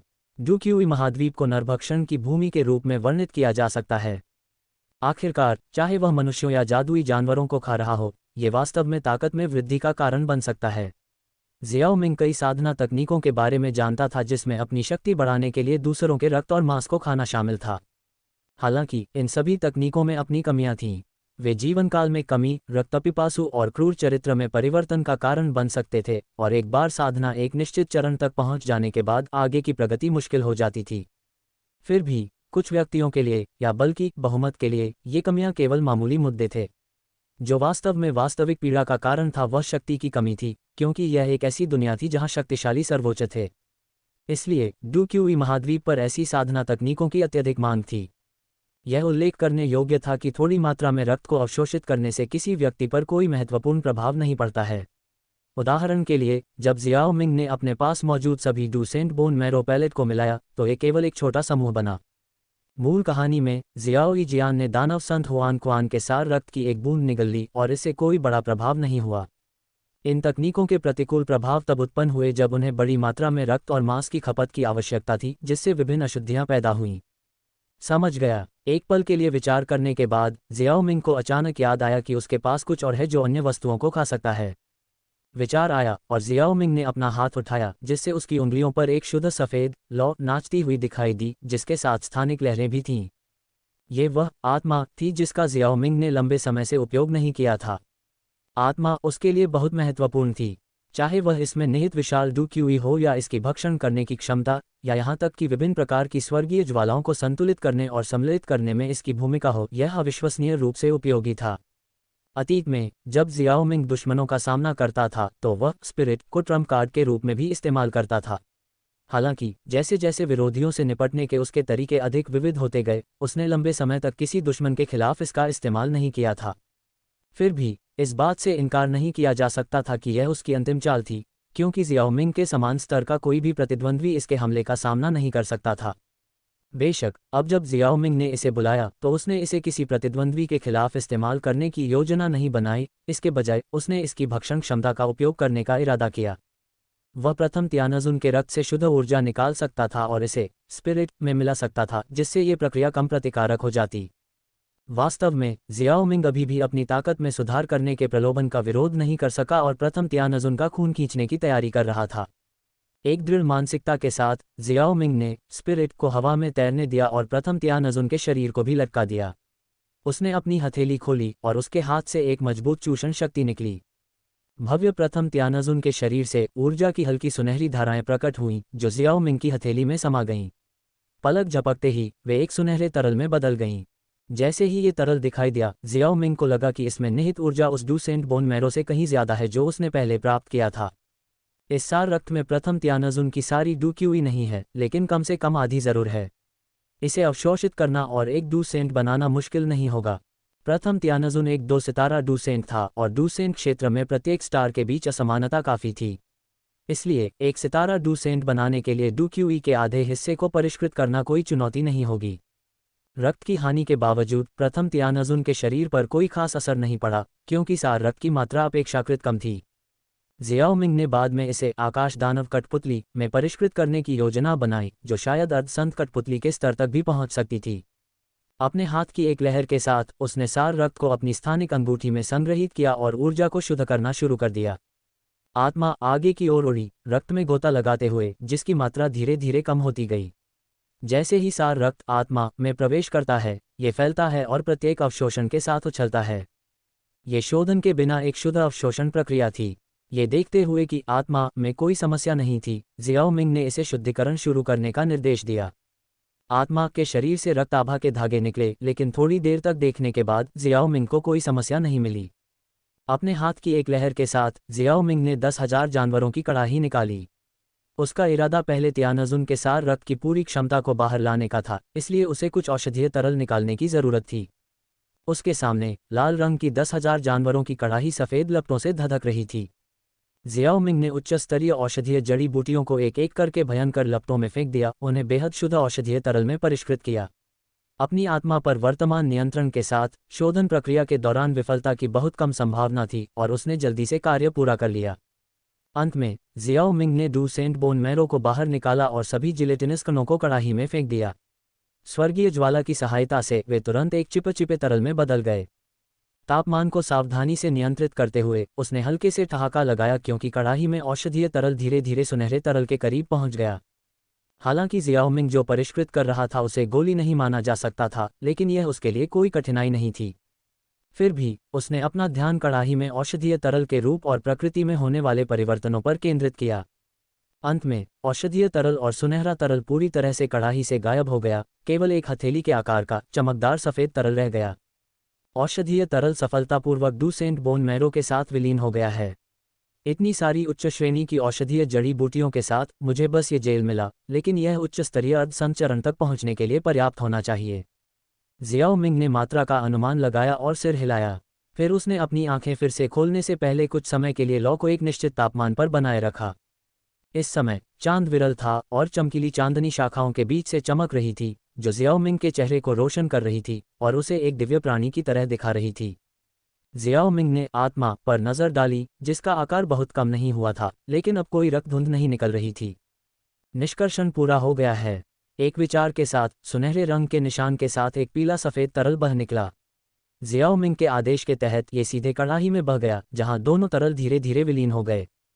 Dot dot dot चांद की रोशनी धीरे धीरे चमक रही थी, जिससे आसपास का वातावरण शांत हो गया, जबकि पक्षियों और कीड़ों की सुखदायक सिम्फनी हवा में भर गई। समय चुपचाप बह रहा था, एक शांत धारा की तरह। 2 घंटे बीत गए। इस समय औषधीय कड़ाही में केवल एक ईंट के आकार का सफ़ेद जेल बचा था। चांद की रोशनी में जेल के भीतर सुनहरे प्रकाश के नाजुक और फीके धागे देखे जा सकते थे। एक संतुलित भाव के साथ जियाओ मिंग ने अपना हाथ आगे बढ़ाया। उसकी उंगलियां पंजे जैसी आकृति बना रही थीं और उसकी हथेली से एक कोमल चूषण शक्ति निकली, जिसने कड़ाही से जेल को बाहर निकाला। अपनी हथेली में नर्म और शुद्ध ऊर्जा युक्त जेल को देखते हुए जियाओ मिंग को लगा कि इस बार शोधन सफल रहा। हालांकि चूंकि यह उसका पहला प्रयास था, इसलिए उसे विशिष्ट प्रभावों को देखने के लिए इसे आजमाना होगा। इस पदार्थ को गोली के रूप में वर्गीकृत नहीं किया जा सकता था, इसके विशेष औषधीय प्रभाव काफ़ी सीमित थे। ये केवल ऊर्जा को पूरक और बढ़ाने का एक साधन था, जिससे साधना की गति में तेजी आती थी। एक जेड बॉक्स निकालते हुए जियाओ मिंग की उंगलियों से हवा का एक तेज झोंका बहता था, जो उसकी छोटी उंगली के आकार का जेल का एक टुकड़ा काटता था। शेष जेल को फिर जेड बॉक्स में सावधानी से संग्रहित किया गया था। उसके हाथ में जेल थोड़ा ठंडा लगा और एक हल्की सुगंध निकल रही थी, जिससे भूख बढ़ रही थी। जियाओ मिंग ने सीधे जेल को अपने मुंह में डाल लिया। जैसे ही जेल ने उसकी जीभ को छुआ, एक तत्काल गर्माहट उभरी। इसकी ऊर्जा तेजी से उसके शरीर में प्रवेश कर गई और भीतर फैल गई। शुद्ध ऊर्जा सहज रूप से डूक्यूई में बदल गई, जो उसके मेरिडियन में भर गई। इस ऊर्जा को आत्मसात करने की सुविधा के लिए जियाओ मिंग ने आत्मा को अपने शरीर में वापस बुलाया। हालांकि आत्मसात करने की प्रक्रिया में सहायता करने के बजाय आत्मा ने अप्रत्याशित रूप से शुद्ध डक्यूई के एक हिस्से को निष्कासित कर दिया। लगता है कि यह पहले सार रक्त शोधन के दौरान कुछ अवशोषित करता है। जियाओ मिंग अवाक था। उन्होंने इस मोड़ की उम्मीद नहीं की थी। उनके शरीर में ऊर्जा की 2 धाराएं फैल गईं। सौभाग्य से वे एक ही स्रोत से उत्पन्न हुए, इसलिए कोई संघर्ष नहीं था। अन्यथा जियाओ मिंग को नुकसान हुआ होगा। वह नहीं मरेगा, लेकिन थोड़ी देर के लिए दर्दनाक होगा। एक आह के साथ वह अपने शरीर के भीतर की ऊर्जा को ध्यान से परिष्कृत और आत्मसात करने लगा। अध्याय 427 छिपा हुआ शीर्षक। Dou Saint essence blood, Dou Saint bone marrow और विभिन्न औषधीय जड़ी बूटियों से बने जेल में निस्संदेह बहुत अधिक ऊर्जा थी। जियाओ मिंग ने जेल का केवल एक छोटा सा अंगूठे के आकार का टुकड़ा काटा था, फिर भी उसका साधना क्षेत्र ऐसे बढ़ गया जैसे कि यह चाय पीने जितना आसान हो। वूश वूश वूश, एक पल में एक हल्की हवा चली, उसके बाद तेजी से एक उग्र हवा चली। जियाओ मिंग के केंद्र में होने के कारण विशाल झील खींची गई और संघनित हुई, जिससे एक विशाल भंवर बन गया। छोटे पिल टॉवर के भीतर स्वर्ग और पृथ्वी की ऊर्जा भी एक के बाद एक उसके शरीर में घुस गई। उसके शरीर ने बिना किसी हिचकिचाहट के सब कुछ का स्वागत किया। ऐसा प्रतीत होता है कि वह एक ब्लैक होल में बदल गया, जिसने सारी ऊर्जा को अवशोषित और परिष्कृत कर दिया। पहला परिवर्तन डू वेनेरेट, दूसरा परिवर्तन डू वेनेरेट, तीसरा परिवर्तन डू वेनेरेट, 9वां परिवर्तन डू वेनेरेट। अब तक अंगूठे के आकार का जेल का टुकड़ा जियाओ मिंग द्वारा पूरी तरह से अवशोषित कर लिया गया था। अर्धसंत जियाओ मिंग झील की सतह पर पैर मोड़कर बैठा था, बिना हिले डुले खुद से बड़बड़ा रहा था। उसे यकीन नहीं था कि वह कितने समय से साधना कर रहा था, लेकिन जेल के उस छोटे से टुकड़े की सहायता से उसने अनजाने में ही डू वेनेरेट चरण के 9वें परिवर्तन को प्राप्त कर लिया था। इस स्तर पर वह डू वेनेरेट क्षेत्र के असली शिखर पर पहुंच गया था और उसके शरीर ने 9 परिवर्तनों से गुजरते हुए नश्वर शरीर के शिखर पर पहुंच गया था। एक और कदम और वह एक अर्धसंत बन जाएगा, जो डू वेनेरेट से बिल्कुल अलग क्षेत्र है। इस अड़चन ने अनगिनत शिखर डू वेनेरेट को फंसाया था और उनमें से कई इसे तोड़ने के बिना ही मर गए। जियाओ मिंग को भरोसा था कि यह अड़चन उसे लंबे समय तक बाधित नहीं करेगी। आखिरकार उसने जेल का केवल एक अंगूठे के आकार का टुकड़ा खाया था, उसके पास अभी भी एक ईंट के आकार का टुकड़ा था। एक और टुकड़ा खाओ और सफलता जारी रखो। जियो मिंग ने दृढ़ निश्चय के साथ एक दूधिया सफ़ेद जेल बनाया और एक अपेक्षाकृत बड़ा टुकड़ा काटा।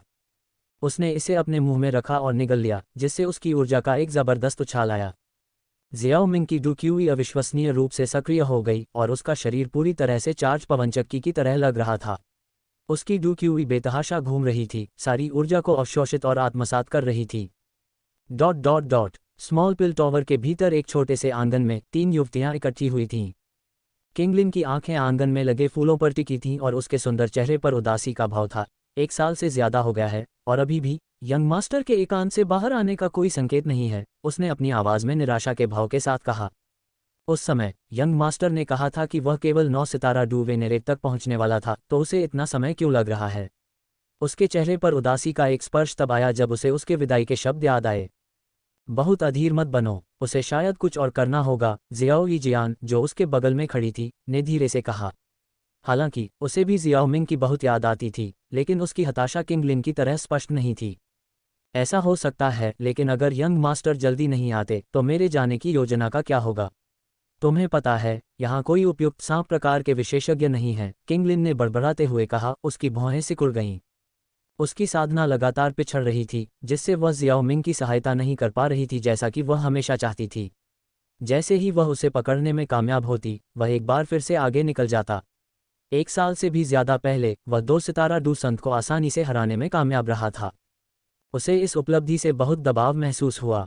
इस तथ्य के बावजूद कि उसकी साधना की गति काफी प्रभावशाली थी, यह उसकी बिजली की गति की तुलना में फीकी पड़ गई। ये सुनकर जियाओ यीजियान केवल एक असहाय मुस्कान दे सकी। उसके पास खुद स्मॉल पिल टॉवर के भीतर साधना के लिए जरूरी हर चीज उपलब्ध थी। जियाओ मिंग के चेहरे को देखते हुए पहले एल्डर ने उसे अपनी इच्छानुसार उपयोग करने के लिए औषधीय सामग्रियों की लगभग असीमित आपूर्ति की अनुमति दी। बेशक उसने सिर्फ वही लिया जिसकी उसे जरूरत थी और काओ यंग की सहायता से उसे जहरीली गोलियों में बदल दिया। इससे उसे किंगलिन की तुलना में अपनी ताकत को ज्यादा तेजी से बढ़ाने में मदद मिली। फिर भी जियाओ मिंग की तुलना में वह कम पड़ गई। यदि आपका इरादा बाहर जाने का है तो क्यों ना आप प्रथम एल्डर से संपर्क करें और अपने साथ एक टीम का अनुरोध करें। काओ यंग ने अचानक सुझाव दिया। उसके होंठ मुस्कुराहट में बदल गए क्योंकि उसने अपनी नज़र को अपने नाजुक हाथ में पकड़ी गोली की रेसिपी से कुछ देर के लिए हटा लिया। ZZZ green snake flower pupils त्वरित साधना के लिए सांप प्रकार के विशेषज्ञों की डुक्यूई को अवशोषित करने पर निर्भर करते हैं। विशेषज्ञ जितने मजबूत होंगे, प्रभाव उतना ही बेहतर होगा। आपूर्ति के बिना इतने लंबे समय तक यहाँ रहना आदर्श नहीं है ना? जियाओ यीजियान ने भी सुझाव देने से पहले कुछ देर सोचा। आप कुछ समय के लिए जियान के साथ जाने पर भी विचार कर सकते हैं। बीस्ट रीजन में सांप प्रकार के विशेषज्ञों को ढूंढना और उन्हें वश में करना निस्संदेह उसकी मदद से आसान होगा। जियाओ मिंग ने कुछ समय पहले अप्रत्याशित परिस्थितियों के लिए मुझे एक स्थानिक जेड पर्ची दी थी। अब जब हम इस क्षेत्र में हैं तो हमें अब इसे जीवन रक्षक उपाय के रूप में मानने की आवश्यकता नहीं है। बस इतना ही है। 1 साल बाद हमने जियान की तरफ से कुछ भी नहीं सुना है।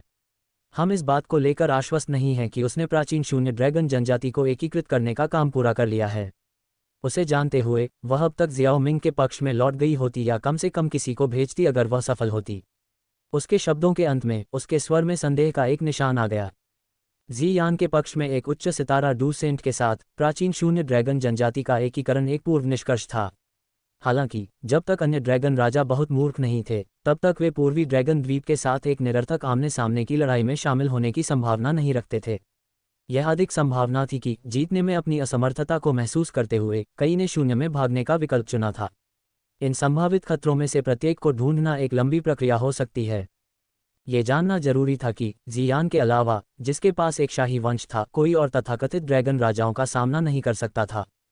ये भी संभावना थी कि जियान जानबूझकर द्वीप की असली ताकत को छुपा रही थी, अन्य द्वीपों द्वारा निर्णायक कार्रवाई करने की प्रतीक्षा कर रही थी ताकि वह एक ही झटके में सभी खतरों को खत्म कर सके।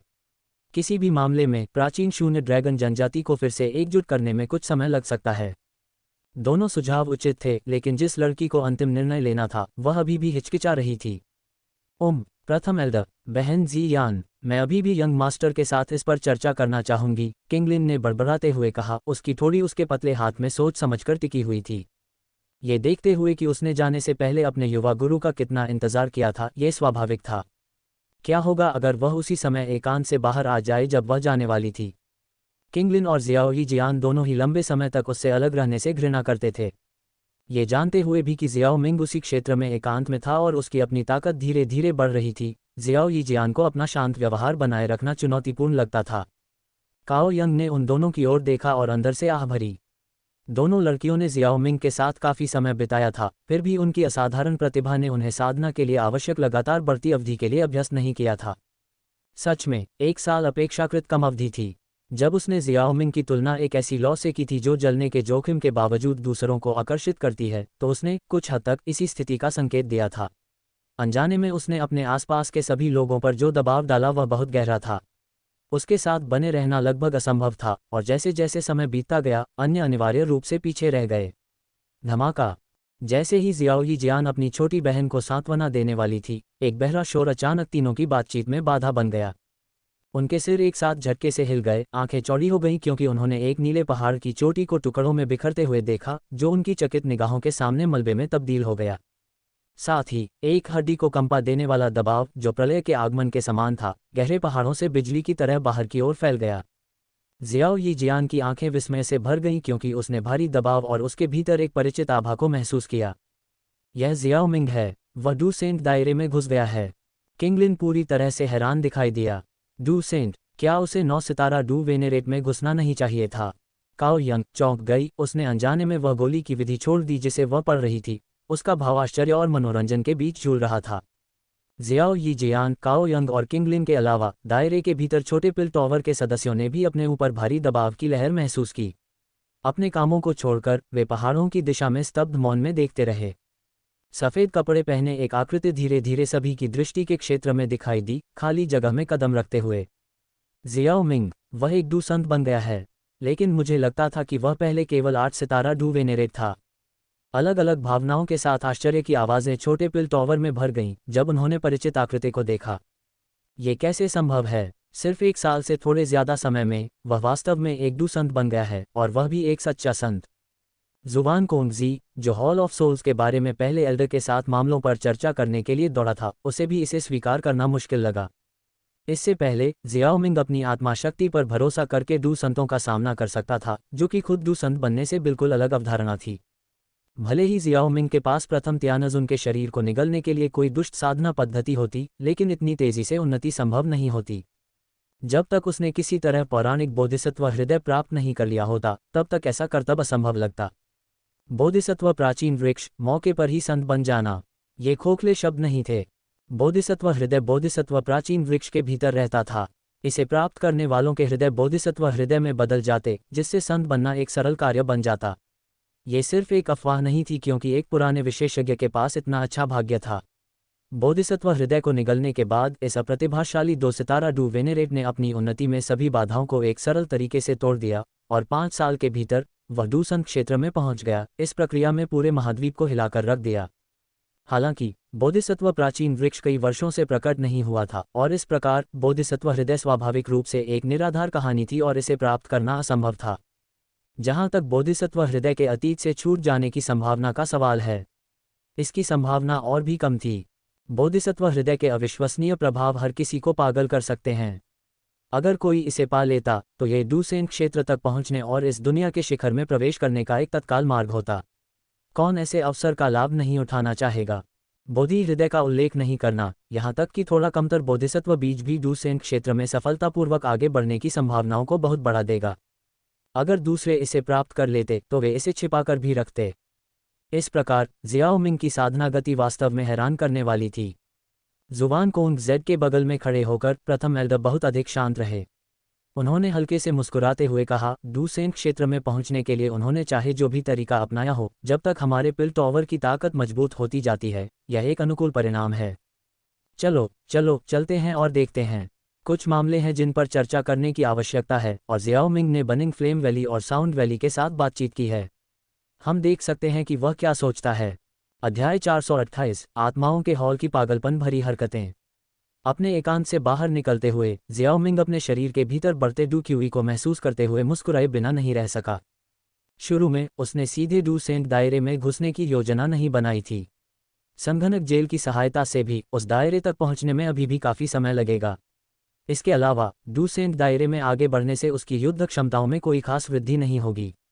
उसके मन में एक योजना थी जिसे वह क्रियान्वित करना चाहता था, इसलिए उसने अर्धसंध दायरे में पहुंचने पर अपने एकांत को समाप्त करने का इरादा किया। हालांकि उसे आश्चर्य हुआ कि अर्धसंध दायरे में पहुंचने के बाद उसने जीवन सिम्युलेटर का उपयोग किया और सीधे बोधिसत्व हृदय का अनुकरण किया। परिणामस्वरूप उसने तुरंत इसे परिष्कृत और आत्मसात करना शुरू कर दिया। बोधिसत्व हृदय के प्रभाव वास्तव में उल्लेखनीय हैं और डूक्यूई अस्थिरता का कोई संकेत नहीं है। कोई आश्चर्य नहीं कि इतने सारे लोग बोधिसत्व प्राचीन वृक्ष से ग्रस्त हैं, जियाओ मिंग ने खुद को आश्चर्यचकित किया। अपनी प्रगति से संतुष्ट जियाओ मिंग हवा में नहीं रुका। अपने आसपास का संक्षिप्त सर्वेक्षण करने के बाद वह सीधे आंगन में उतर गया जहां लड़कियां थीं। युवा गुरु आंगन में किंगलिन हरे रंग की रोशनी की एक किरण में बदल गया और उत्सुकता से भाग गया। जियाओ मिंग ने धीरे से हंसते हुए उसका स्वागत करने के लिए अपनी बाहें खोलीं। उसने उसे आसानी से एक गर्म आलिंगन में उठा लिया। उसकी नाजुक बाहें उसकी गर्दन को घेरे हुए थीं और उसकी जांघें उसकी कमर के चारों ओर लिपटी हुई थीं और वह उससे कसकर लिपटी हुई थी। एक स्नेही और कोमल स्वर में उसने कहा, युवा गुरु, आप आखिरकार एकांत से बाहर आ गए हैं। उसके शरीर पर सुखद खुशबू को सूंघते हुए जियाओ मिंग ने धीरे से उसके सिर को थपथपाया और गर्मजोशी से जवाब दिया, मुझे एक बढ़िया अवसर मिला जिसने मेरे एकांत को बढ़ा दिया। जब से हम आखिरी बार मिले थे तब से काफ़ी समय बीत चुका है और तुम और भी ज़्यादा खूबसूरत हो गई हो। तुम और भी ज़्यादा खूबसूरत हो गई हो। मुझे तुम्हारी बहुत याद आती थी। किंगलिन तारीफ सुनकर शर्मा गई। उसकी आवाज़ में सिर्फ एक नर्म बड़बड़ाहट थी और उसने अपना चेहरा उसके सीने में छिपा लिया। अगर वह कर सकती तो वह उसे कभी नहीं जाने देती। जियाओ मिंग ने अपने लंबे हरे बालों को प्यार से सहलाया और सोचने से खुद को रोक नहीं पाए, ये लड़की वाकई परिपक्व हो गई है। पहले शर्म आने पर शायद वह भाग जाती। एक पल के बाद किंगलिन ने अनिच्छा से उस पर से अपनी पकड़ ढीली कर दी। आखिरकार उसकी बड़ी बहन उसकी बारी का इंतजार कर रही थी। जियाओ मिंग ने अपना ध्यान जियाओ यीजियान की ओर लगाया, जिसने पूरे समय एक सौम्य मुस्कान पहनी हुई थी। उसकी आंखों में तड़प की झलक दिख रही थी। उसके पास पहुंचते हुए जियाओ मिंग ने उसे गर्मजोशी से गले लगा लिया। उसका सिर उसके रसीले बैंगनी बालों में टिका हुआ था, जो उसके ऑर्किड एसेंस की खुशबू से परिचित था। उसने फुसफुसाते हुए कहा, जियान, किंगलिन ने मुझे याद किया। क्या तुम्हें भी मेरी याद आए? मम्मा, मुझे भी तुम्हारी याद आए। जियाओ यीजियान ने उसके गले में प्यार से फुसफुसाते हुए कहा। उसके शब्दों में एक दिल को झकझोर देने वाला लहजा था। हे, बड़ी बहन शायद यह न दिखाए, लेकिन पिछले साल कई बार ऐसा हुआ है जब वह विचारों में खोई हुई दिखाई दी, उस ओर देखती हुई जहां यंग मास्टर एकांत में थे। किंगलिन की शरारती हंसी उसके शब्दों के साथ साथ उसके पास पहुंची। जियाओ यीजियान के कानों पर हल्की सी लाली छा गई, लेकिन उसने इनकार नहीं किया। उसने अपनी बाँह जियाओ मिंग की बाँह से मिलाई और किंगलिन को एक नज़र से देखा, जो ऐसा लग रहा था कि कह रही हो, अब तुम अपनी बड़ी बहन को चिढ़ाने के लिए काफ़ी बहादुर हो, है ना? किंगलिन ने बस अपनी जीभ बाहर निकाली और आगे बढ़कर जियाओ मिंग की बची हुई बाँह पकड़ ली। अचानक एक नर्म और आकर्षक आवाज़ सुनाई दी। ओह जियाओ मिंग, तुम बहुत भाग्यशाली हो। मैंने मिस किंगलिन की शिकायतें सुनी हैं कि वह कुछ समय के लिए जाना चाहती हैं, लेकिन उन्होंने पहले तुमसे मिलने पर जोर दिया। बेचारी बहन जियानर को दिन रात उसकी बड़बड़ाहट सहनी पड़ रही है। ये सुनकर और अपनी बड़ी बहन की हंसी को दबाते हुए देखकर किंगलिन के कान भी लाल हो गए। वह जियाओ मिंग की बाँह से और भी ज्यादा चिपक गई, अपना चेहरा उसमें छिपा लिया, मानो वह नज़रों से ओझल हो जाना चाहती हो। किंगलिन के जाने के इरादे से हैरान होकर जियाओ मिंग ने बाद में उससे इस बारे में पूछने का फैसला किया। उसने अपनी नज़र उस आकर्षक आवाज़ के स्रोत पर घुमाई, जहाँ एक आकर्षक और अच्छी तरह से संपन्न लड़की खड़ी थी जो उसे देख रही थी। यंगर, तुम्हें यहाँ पाकर सुखद आश्चर्य हुआ। बधाई हो। स्मॉल पिल टॉवर में रहने में सक्षम होने का मतलब था कि काओ यंग सफलतापूर्वक 8वीं श्रेणी का कीमियागर बन गया था। हे, क्या इस छोटी सी उपलब्धि का उल्लेख करना वाकई ज़रूरी है? डूसेंट दायरे में आपकी सफलता की तुलना में ये घमंड करने लायक कुछ भी नहीं है, उसने खिलखिलाते हुए जवाब दिया। उसकी फीनिक्स जैसी आंखें उस पर टिकी हुई थीं। हर बार जब वह जियाओ मिंग को देखती तो वह और भी ज़्यादा चमकदार लगता और ऐसी उपलब्धियां हासिल करता जो वह मुश्किल से समझ पाती। जियाओ यीजियान ने काओ यंग की ओर देखा और फिर जियाओ मिंग की ओर मुड़ी, अपनी सुंदर हरी आंखें झपकाते हुए। तो मुझे अपना आभार व्यक्त करने दें। तुम जियानर की साधना में मदद कर रहे हो, है ना? अपने साथी के संकेत को देखकर जियाओ मिंग ने उसका मतलब समझ लिया। जियाओ यीजियान की वर्तमान साधना 9वें परिवर्तन डू वेनेरेट चरण में थी, जो प्रारंभिक स्तर के अर्धसंत तक पहुंचने से बस एक कदम दूर थी। जहर की गोलियों के निरंतर शोधन के बिना ऐसी प्रगति हासिल नहीं की जा सकती थी। हालांकि कोई भी जहर की गोलियां पर्याप्त नहीं होंगी। कम से कम एक 8वें स्तर के कीमियागर की आवश्यकता थी जो उन्हें आध्यात्मिक जहर की गोलियों में बदल सके, उनके उच्च श्रेणी के औषधीय गुणों को संरक्षित कर सके। जियाओ यी जियान अपने दम पर ऐसा नहीं कर सकती थी और काओ यंग की मौजूदगी में यह अनुमान लगाना मुश्किल नहीं था कि उसकी सहायता कौन कर रहा था। काओ यंग बिना कुछ बोले बस गर्मजोशी से मुस्कुराए। तभी कई आकृतियां अचानक जियाओ मिंग और लड़कियों की ओर उड़ी और उनसे थोड़ी दूर पर उतरीं। उनमें से पहला एल्डर था, उसके बाद जुवान कोंगजी, जुवान यी और मुख्य एल्डर से कई अन्य एल्डर थे। परिषद। हे जियाओ मिंग, 1 साल के एकांतवास के बाद डूसेंट क्षेत्र में प्रवेश करके आप इतिहास में वास्तव में अभूतपूर्व हैं। बधाई हो। प्रथम एल्डर ने उनका गर्मजोशी से स्वागत किया। जियाओ मिंग ने उनका अभिवादन करते हुए कहा, प्रथम एल्डर ओल्ड जुवान। लड़कियों ने भी अपना सम्मान व्यक्त किया, जबकि काओ यंग ने अपने गुरु जुवान कोंगजी को सम्मानपूर्वक झुकाया, जिन्होंने सिर हिलाकर और एक दयालु मुस्कान के साथ जवाब दिया। बस बहुत हो गया, अत्यधिक औपचारिकताओं की कोई आवश्यकता नहीं है। प्रथम एल्डर ने अपना हाथ हिलाया और लड़कियों की ओर देखा, मुस्कुराते हुए। हमने आपकी छोटी पत्नियों के साथ आपके समय को बाधित नहीं किया, है न? बिल्कुल नहीं, जियाओ मिंग ने अपना सिर हिलाते हुए उत्तर दिया और फिर उन्हें लिविंग रूम में अपने साथ आने का इशारा किया। काओ यंग को जियाओ मिंग की पत्नियों में से एक के रूप में संदर्भित किए जाने पर थोड़ा सा शर्माया। हालांकि यह जरूरी नहीं था कि इससे कुछ और हो, फिर भी इससे उसे खुशी का एहसास हुआ। इस बीच किंगलिन तेजी से आगे बढ़ी, कुछ देर के लिए गायब हो गई और फिर अपने हाथों में काली चाय के कप लेकर फिर से प्रकट हुई और फिर सभी को परोसने लगी। स्टारती, क्या ये चाय का पेड़ विलुप्त नहीं हो गया है? प्रथम बुजुर्ग हैरान दिखे। मैं भाग्यशाली था कि मुझे एक चाय का पेड़ मिला, जियाओ मिंग ने समझाया। वास्तव में उसने एक सिमुलेशन से चाय का पेड़ प्राप्त किया था। खेती पर इसका अनोखा प्रभाव था और इसे नियमित रूप से पीने से शरीर एक विशेष और तुलनात्मक रूप से कमजोर संविधान में बदल सकता था, जिसे ब्लैक स्टार बॉडी के रूप में जाना जाता है। हालांकि उसे चाय के प्रभावों में विशेष रुचि नहीं थी, वह बस इसका स्वाद पसंद करता था। फिर भी चाय के पेड़ की उपज बहुत कम थी, इसलिए वह इसे बार बार पीने से हिचकिचाता था। सभी के चाय पीने के बाद जियाओ मिंग ने सीधे पूछा, पहले एल्डर, आपकी यात्रा सिर्फ मुझे डूसेंट क्षेत्र में पहुंचने पर बधाई देने के लिए नहीं है न? ठीक है, ऐसा लगता है कि आप पहले ही समझ चुके हैं। पहले एल्डर ने अपना चाय का प्याला नीचे रखा और थोड़ा सिर हिलाया। आपके एकांतवास के दौरान सेंट्रल प्लेन्स में महत्वपूर्ण घटनाएं घटीं। इनमें से एक घटना हमारे पिल टॉवर और हॉल ऑफ सोल्स से संबंधित है। हालांकि हमने होली पिल सिटी में हॉल ऑफ सोल्स को एक गंभीर झटका दिया, लेकिन उनकी जड़ें बहुत गहरी हैं और हम उनके मूल को छू नहीं पाए। इसके बजाय इसने हमारे खिलाफ उनके प्रतिशोध को और बढ़ा दिया। हॉल ऑफ सोल्स का जिक्र सुनते ही जियाओ मिंग के चेहरे पर कुछ देर के लिए एक ठंडी अभिव्यक्ति उभरी। सौभाग्य से सेंट्रल प्लेन्स में अधिक से अधिक शक्तिशाली व्यक्ति जो हॉल ऑफ सोल्स के खिलाफ द्वेष रखते हैं, अब पिल टॉवर में शामिल हो रहे हैं। पहले ये लोग हॉल ऑफ सोल्स से डरते थे और चुपचाप सहना पसंद करते थे, लेकिन अब जब पिल टॉवर ने अपना रुख बदल लिया है, तो वे अब और पीछे नहीं हट सकते। जबकि पिल टॉवर में अतिथि बुजुर्ग होते हैं, हम आमतौर पर केवल कीमियागरों की भर्ती करते हैं, है न? जियाओ मिंग को यह थोड़ा अजीब लगा। पिल दायरे के भीतर कीमियागर काफी रूढ़िवादी थे और हालांकि कुछ अतिथि बुजुर्गों का होना स्वीकार्य था, लेकिन पिल टॉवर में बहुत अधिक लोगों का शामिल होना इसकी शुद्धता से समझौता कर सकता था। क्या वे वास्तव में इसके लिए तैयार होंगे? हमने एक बाहरी टावर स्थापित किया है जिससे दोनों पक्षों को लाभ होता है। उनके समर्थन से हमारे नुकसान में काफी कमी आई है, जुवान कोंगजी ने समझाया। बेशक, हम सभी को अंधाधुंध भर्ती नहीं कर रहे हैं। कड़े और जटिल आकलन के बाद हम उन्हें बाहरी टावर के सदस्यों के रूप में स्वीकार करते हैं। ऐसा लगता है कि हॉल ऑफ सोल्स का दबाव अभी भी काफी है, जियाओ मिंग ने मन ही मन सोचा। दूसरा मुद्दा आइस रिवर वैली और प्रोफाउंड स्काई सेक्ट से संबंधित है। उन्होंने बर्निंग फ्लेम वैली पर हमला करने के लिए एक गठबंधन बनाया है।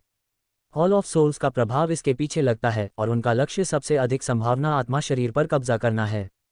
हालांकि बर्निंग फ्लेम वैली के पूर्वज हो यू अभी भी जीवित हैं। वह एक सितारा डूसेंट चरण में आगे बढ़ चुके हैं।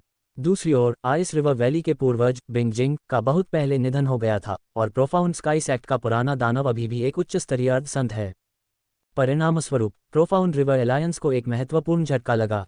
फिर भी हु यू भी सबसे अच्छी स्थिति में नहीं है। वह अपनी सफलता से छिपी हुई चोटों को लेकर डूसेंट क्षेत्र में गया। उस दौरान हॉल ऑफ सोल्स के विशेषज्ञों ने उसे रोका। हालांकि उन्हें अंततः खदेड़ दिया गया, लेकिन वह पहले एल्डर ने अपना सिर हिलाया। ये दर्शाता है कि स्थिति आशावादी नहीं थी। और भी बहुत कुछ है। हॉल ऑफ सोल्स बहुत परेशानी पैदा कर रहा है। जियाओ मिंग ने पहले एल्डर की बात सुनकर अवाक महसूस किया। अचानक उसके मन में एक विचार आया। क्या ऐसा हो सकता है कि हॉल ऑफ सोल्स हर जगह परेशानी पैदा कर रहा था क्योंकि उसने 3 शाखा हॉल से आत्मा सार ले लिया था? क्या वे अपने नुकसान की भरपाई करने की कोशिश कर रहे थे, इसलिए उनकी लापरवाह हरकतें? जितना अधिक जियोमिंग ने सोचा, उतना ही वह इस संभावना पर विचार करने लगा। हालांकि उसके पास इसकी पुष्टि करने का कोई तरीका नहीं था। उद्धरण चिन्ह डॉट डॉट डॉट। इसलिए हम हॉल ऑफ सोल्स का विरोध करने के लिए एक एलायंस स्थापित करने का भी इरादा रखते हैं और हम चाहते हैं कि आप इसका नेतृत्व करें। तुम क्या सोचते हो? प्रथम बुजुर्ग ने अंततः अपना इरादा प्रकट कर दिया। जियाओ मिंग एक साथ कई विचारों को संभालने में सक्षम था, यहाँ तक कि अन्य मामलों पर विचार करते हुए भी उसने प्रथम एल्डर के शब्दों को पूरी तरह से समझ लिया। फिर भी जब इस अप्रत्याशित प्रश्न का सामना करना पड़ा तो वह थोड़ा स्तब्ध महसूस करने से खुद को नहीं रोक सका। अध्याय 429 गठबंधन और व्यवस्थाएं। क्या आप असहमत हैं? प्रथम एल्डर ने पूछा, भौहें चढ़ाते हुए जब उसने जियाओ मिंग के हैरान भाव को देखा। ऐसा नहीं है कि मैं असहमत हूं, लेकिन इसने मुझे चौंका दिया। मैं गठबंधन की ज़रूरत समझता हूं, लेकिन मैं नेता की भूमिका क्यों निभाऊं? मैं सिर्फ एक जूनियर हूं। हमारे पास एल्डर हैं और आप प्रथम एल्डर का जिक्र किए बिना, जियाओ मिंग ने जवाब दिया। अपनी काफ़ी ताकत के बावजूद वह अभी भी मौजूद सभी लोगों से छोटा था। प्रथम एल्डर ने दिल खोलकर ठहाका लगाया और अपना सिर हिलाया। जूनियर, ज़रूर, वरिष्ठता के मामले में आप सूची में सबसे ऊपर नहीं हैं, लेकिन जब ताकत की बात आती है तो यह ऐसी चीज़ नहीं है जो जूनियर के पास होती है। यहाँ मौजूद सभी बुजुर्गों में आपकी ताकत के सामने कौन टिक सकता है? हे, ये शब्द सुनकर काओ यंग अपनी हंसी को रोक नहीं पाए। उसने अपना मुंह ढक लिया, जिससे जुबान कोंगजी और बाकी लोग शर्म से लाल हो गए। हर कोई यही सोच रहा है, क्या इसे वाकई जोर से कहने की ज़रूरत थी? जुबान कोंगजी और बाकी लोगों ने एक दूसरे को देखा। उन सभी में थोड़ी बहुत असहायता की भावना थी। एक 22 वर्षीय जूनियर से आगे निकल जाना एक कड़वी गोली थी जिसे निगलना था। उनके हाव भावों को देखे बिना प्रथम एल्डर ने आगे कहा, चलो मुझ पर ज्यादा ध्यान न दें। हॉल ऑफ सोल्स के पहले तियानाजुन को संभालना मेरी क्षमताओं में नहीं है। पूर्वज के अलावा आपकी ताकत पिलटॉवर के भीतर शिखर के रूप में खड़ी है। वह रुका और अपनी नज़र जियाओ मिंग पर टिकाते हुए बोला, तुम भले ही युवा हो, लेकिन तुम्हारी क्षमता बहुत ज़्यादा है और सेंट्रल प्लेन्स में तुम्हारी प्रतिष्ठा अपने आप में बहुत कुछ कहती है। तुमने पिलटॉवर में बहुत योगदान दिया है। तो पूर्वज की अनुपस्थिति में इस गठबंधन का नेतृत्व करने के लिए तुमसे बेहतर कौन हो सकता है? जियाओ मिंग ने सुनते हुए सहमति में सिर हिलाया। जितना ज़्यादा फर्स्ट एल्डर बोलता गया, उतना ही ज़्यादा ऐसा लगा कि वह गठबंधन के नेता के पद के लिए वास्तव में उपयुक्त है। हालांकि गठबंधन के नेता का पद आकर्षक लग रहा था, लेकिन उसके पास इस भूमिका को निभाने के लिए ज़्यादा समय नहीं था। गठबंधन के नेता होने का मतलब था ऐसे कई मामलों से निपटना जो उसकी आगामी योजनाओं के साथ टकराव पैदा कर सकते थे। लेकिन इससे पहले कि वह मना कर पाता, काओ यंग ने उसके इरादे को भांप लिया और तेजी से आगे बढ़कर उसका हाथ पकड़ लिया। उसने उसे एक सार्थक नज़र से देखा, चुपचाप ये संदेश देते हुए, मना करने में बहुत जल्दबाजी मत करो। फिर उसकी नज़र पहले एल्डर पर गई और उसने सम्मानपूर्वक झुककर कहा, मैं अपनी रुकावट के लिए माफ़ी चाहती हूँ पहले एल्डर, लेकिन मेरा मानना है कि हम सभी इस बात से सहमत हो सकते हैं कि जियाओ मिंग लंबे समय तक एक ही जगह पर बंधे रहने वाले व्यक्ति नहीं हैं। प्रभाव या शक्ति प्राप्त करने में उनकी उदासीनता ही उन्हें गठबंधन के नेता की भूमिका के लिए एक असाधारण विकल्प बनाती है। बिना किसी छिपे हुए एजेंडे वाला नेता दूसरे गुटों को ज़्यादा सहज महसूस कराएगा। हालांकि गठबंधन के दायित्वों के साथ उन्हें सीमित करना प्रतिकूल होगा। पहले एल्डर ने अपनी दाढ़ी को सहलाया और काओ यंग को सिर हिलाया। जियाओ मिंग की ओर देखते हुए उनके होठों पर एक हल्की मुस्कान आ गई। आपकी छोटी पत्नी आपको अच्छी तरह समझती है। वास्तव में आप गठबंधन के सार्वजनिक चेहरे के रूप में सेवा करने के लिए उपयुक्त हैं। जहां तक सांसारिक मामलों की बात है, आपको खुद पर बोझ डालने की ज़रूरत नहीं है। आने वाले दिनों में आप हमेशा इन कार्यों को जुबान कोंगजी और अन्य लोगों को सौंप सकते हैं। प्रथम एल्डर ने पहले जियाओ मिंग को 8 महान एल्डर में से एक के रूप में अपनी भूमिका से इस्तीफा देने की सलाह दी थी ताकि वह साधना पर ध्यान केंद्रित कर सके, इसलिए स्वाभाविक रूप से उसे अपनी जिम्मेदारियों को कम करने में कोई दिक्कत नहीं थी। आखिरकार प्रथम एल्डर का गठबंधन नेता के रूप में अपने कर्तव्यों को बाधा बनने देने का कोई इरादा नहीं था। जुबान कोंगजी और अन्य। थोड़ी देर के अवाकपन के बाद उन्होंने अंततः सहमति में सिर हिलाया। उन्हें गठबंधन से संबंधित मामलों में उसकी सहायता करने में कोई समस्या नहीं होगी। जियाओ मिंग ने प्रस्ताव पर ध्यान से विचार किया। वास्तव में यदि वह प्रशासनिक कार्यों को दूसरों को सौंप सकता है तो वह बिना किसी रुकावट के अपनी योजनाओं पर अपना ध्यान केंद्रित कर सकता है। अब गठबंधन नेता का पद स्वीकार करना अधिक उचित लग रहा था। तो क्या ये केवल नामात्र का पद होगा? केवल नामात्र का पद नहीं। जब भी आप गठबंधन के मामलों को संभालने का फैसला करते हैं तो आपका स्वागत है, प्रथम एल्डर ने हंसते हुए कहा। वह केवल जियाओमिंग की खेती को ज्यादा प्रभावित नहीं करना चाहता था, लेकिन वह गठबंधन नेता के अधिकार को भी कम नहीं करना चाहता था। अगर जियाओमिंग पद की जिम्मेदारियों को पूरी तरह से संभालना चाहता था तो उसके पास मना करने का कोई कारण नहीं था। एक सिर हिलाते हुए जियाओमिंग सहमत हो गया। उस स्थिति में मैं गठबंधन नेता का पद स्वीकार करता हूँ। फिर उसने पूछा, इस गठबंधन के लक्ष्य कौन हैं? जरूर, मैं समझाता हूँ। प्रथम एल्डर के संकेत पर जुवान कोंगजी ने स्पष्टीकरण देना शुरू किया। गठबंधन के लक्ष्य burning flame valley, sound valley, flower sect और फॉलिंग स्टार पवेलियन हैं। जुवान कोंगजी ने सेंट्रल प्लेन्स में विभिन्न शक्तिशाली ताकतों के नाम बताए तो जियाओमिंग की भौहें तन गईं। ऐसा लग रहा था कि यह पिलटॉवर गठबंधन कोई छोटी बात नहीं थी। इसका उद्देश्य सेंट्रल प्लेन्स में सभी प्रमुख ताकतों को शामिल करना था। जहां तक हम जानते हैं, इनमें से अधिकांश ताकतों को हाल ही में परेशानियों का सामना करना पड़ा है और इन परेशानियों के पीछे हॉल ऑफ सोल्स का प्रभाव है, जुवान कोंगजी ने आगे कहा। तो इनमें से कितनी ताकतें गठबंधन के लिए सहमत हुई हैं? जियाओमिंग ने पूछा। लगभग आधी, जुवान कोंगजी ने उत्तर दिया। आधी? जियाओमिंग ने एक भान उठाए, उम्मीद से ज्यादा संख्या देखकर कुछ हैरान। आखिरकार इस गठबंधन का मामला पिलटॉवर के इर्द गिर्द घूमता था और अगर यह बनता तो निस्संदेह उन ताकतों की स्वायत्ता प्रभावित होती। यह ऐसी चीज नहीं थी जिसे प्रमुख शक्तियां आसानी से स्वीकार कर लेतीं। ये तथ्य कि इतने सारे लोग सहमत थे पिलटॉवर के काफी प्रभाव को दर्शाता है। और कौन सी ताकतें अभी तक सहमत नहीं हुई हैं? जियाओमिंग ने पूछा। जुवान कोंगजी ने जवाब दिया, burning flame valley, flower sect और साउंड वैली। रुको, भले ही बर्निंग फ्लेम वैली के पूर्वज हुओयू पहले ही घायल हो चुके हैं, फिर भी वे सहमत नहीं हुए हैं। जियाओमिंग हैरान था। बर्निंग फ्लेम वैली की अनिश्चित स्थिति को देखते हुए क्या गठबंधन को मना करना मौत की मांग करने जैसा नहीं था? उन्होंने स्पष्ट रूप से मना भी नहीं किया है, उन्होंने बस जवाब नहीं दिया है, इसलिए उनका रुख स्पष्ट नहीं है, जुवान कोंगजी ने समझाया। शायद हुओयू की हालत गंभीर है, किसी को उनसे मिलने के लिए भेजना उचित होगा। जुवान कोंगजी ने थोड़ा सिर हिलाया क्योंकि उसने भी इस बारे में सोचा था। जहां तक साउंड वैली का सवाल है, मैं उन्हें एक पत्र लिख सकता हूं। आप इसे पहुंचाने के लिए किसी को भेज सकते हैं, इसका कुछ असर हो सकता है। जियोमिंग ने प्रस्ताव रखा। उद्धरण चिन्ह dot dot dot dot dot dot उद्धरण चिन्ह। इसके बाद की चर्चा गठबंधन के विभिन्न मामलों के इर्द गिर्द घूमती रही। आखिरकार प्रथम बुजुर्ग और अन्य लोगों ने विदाई ली और चले गए। Dot dot dot dot dot dot. जब अन्य लोग चले गए तो केवल जियोमिंग और लड़कियां ही आंगन में रह गईं। कुछ हद तक उदास भाव के साथ काओ यंग अपनी सीट से उठी, यह महसूस करते हुए कि उसके जाने का समय हो गया है। जियोमिंग और उसके सहयोगियों के लिए एक साथ कुछ गुणवत्तापूर्ण समय बिताने की इच्छा होना स्वाभाविक ही था। विदाई की एक तेज लहर के साथ काओ यंग ने पीछे मुड़ना शुरू कर दिया। फिर भी जैसे ही उसका सुडौल शरीर हिलना शुरू हुआ, पीछे से एक जोड़ी मजबूत बाहों ने उसे घेर लिया। ये बाहें उसकी पतली कमर के चारों ओर लिपटी हुई थीं और एक आवाज़ जिसे वह अच्छी तरह से जानती थी उसके कान के पास फुसफुसाती हुई आई, जिससे उसकी रीढ़ में सिहरन पैदा हो गई। इतनी जल्दी चले जा रहे हो यंगर?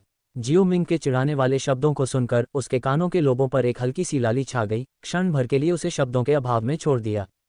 क्या बात है? क्या तुम ही नहीं थी जिसने पहले मुझसे हाथ मिलाया था? तुम्हारी वो हिम्मत कहाँ चली गई? उद्धरण चिन्ह डॉट डॉट डॉट। गठबंधन नेता मजाक कर रहा है क्या? इसलिए नहीं कि कोई व्यक्ति बिना सोचे समझे प्रथम एल्डर के प्रस्ताव को अस्वीकार करना चाहता था।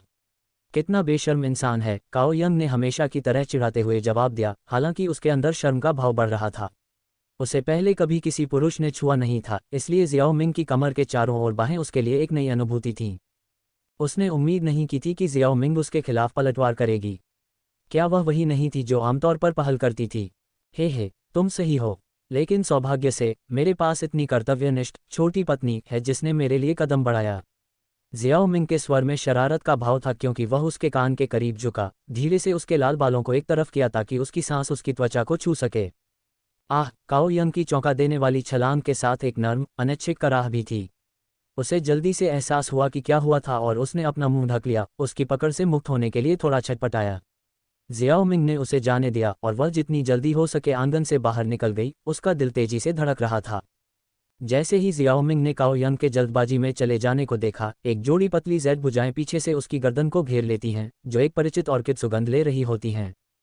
ये जानते हुए कि यह जियाओ ही जियान थी, उसने उसके हाथों को सहलाने के लिए हाथ बढ़ाया। वह थोड़ा हैरान था, जितने तरीकों से मैंने उसकी प्रतिक्रिया की उम्मीद की थी, वह बिल्कुल अप्रत्याशित थी।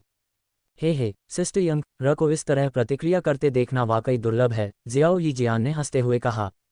वह आमतौर पर खुद को इतनी परिपक्वता से पेश करती है कि मैं कभी कभी भूल जाता हूं कि वह मुझसे कई साल छोटी है। लेकिन जब कोई महिला अपने प्रियतम के करीब होती है तो उसका दिल विशेष रूप से कमज़ोर होता है, और वह कोई अपवाद नहीं है। जियाओ यी जियान उसके साथ झुकते हुए बोल रही थी, फिर एक पल के लिए रुकी और फिर आगे बोली। उसकी प्रतिक्रिया से यह स्पष्ट हो गया कि वह तुमसे बहुत प्यार करती है। मुझे पता है कि तुम भी उसे पसंद करते हो। क्या तुम उसे अपनी औरत बनाने का इरादा रखते हो? अगर ऐसा है तो मैं कोई आपत्ति नहीं करूंगी। ये सुनकर किंगलिन की आंखें थोड़ी चौड़ी हो गईं और फिर वे अपनी सामान्य अवस्था में लौट आईं। अगर काओ यंग उसकी बहनों में से एक बन जाती तो उसे कोई खास परेशानी नहीं होती। वास्तव में जब तक वह और जियाओ मिंग साथ हैं, उसे कोई आपत्ति नहीं होगी अगर एक दर्जन और बहनें अचानक सामने आ जाएं। जियाओ मिंग ने जियाओ यी जियान की आंखों से मिलने के लिए मुड़कर देखा, जिसमें बेचैनी का कोई निशान नहीं था, केवल एक उत्सुक चमक थी। उसने उसके कोमल होठों को चूमने के लिए झुककर जवाब दिया, चीज़ों को स्वाभाविक रूप से आगे बढ़ने दो। अगर जब हम फिर से मिलेंगे तो वह अभी भी वैसा ही महसूस करती है तो मैं इस पर विचार करूंगा। अभी के लिए आपको उसके बारे में चिंता करने की ज़रूरत नहीं है। मुझे यकीन है कि अब से उसकी अच्छी तरह से देखभाल की जाएगी। जियाओ यी जियान ने उसकी बातें सुनकर अपनी खूबसूरत आंखें झपकाईं, लेकिन जल्द ही उसका मतलब समझ गई। पिछली सभा में न केवल प्रथम एल्डर और जुबान कोंगजी मौजूद थे, बल्कि पुरानी परिषद के सभी एल्डर भी मौजूद थे। काओ यंग को जियाओ मिंग की कथित पत्नियों में से एक वर्तमान गठबंधन नेता के रूप में देखते हुए उनके लिए अब से उसका अतिरिक्त ध्यान रखना स्वाभाविक था।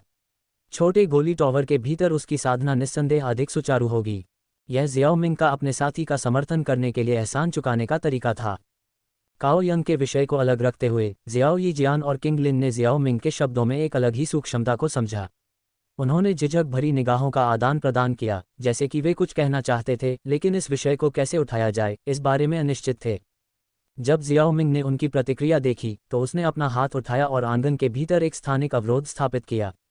फिर उसने जियाओ यी जियान का हाथ लिया और किंगलिन के बगल में बैठ गया और उन दोनों को अपनी बाहों में भर लिया। क्या तुम्हारे दिमाग में कुछ चल रहा है? उसने पूछा।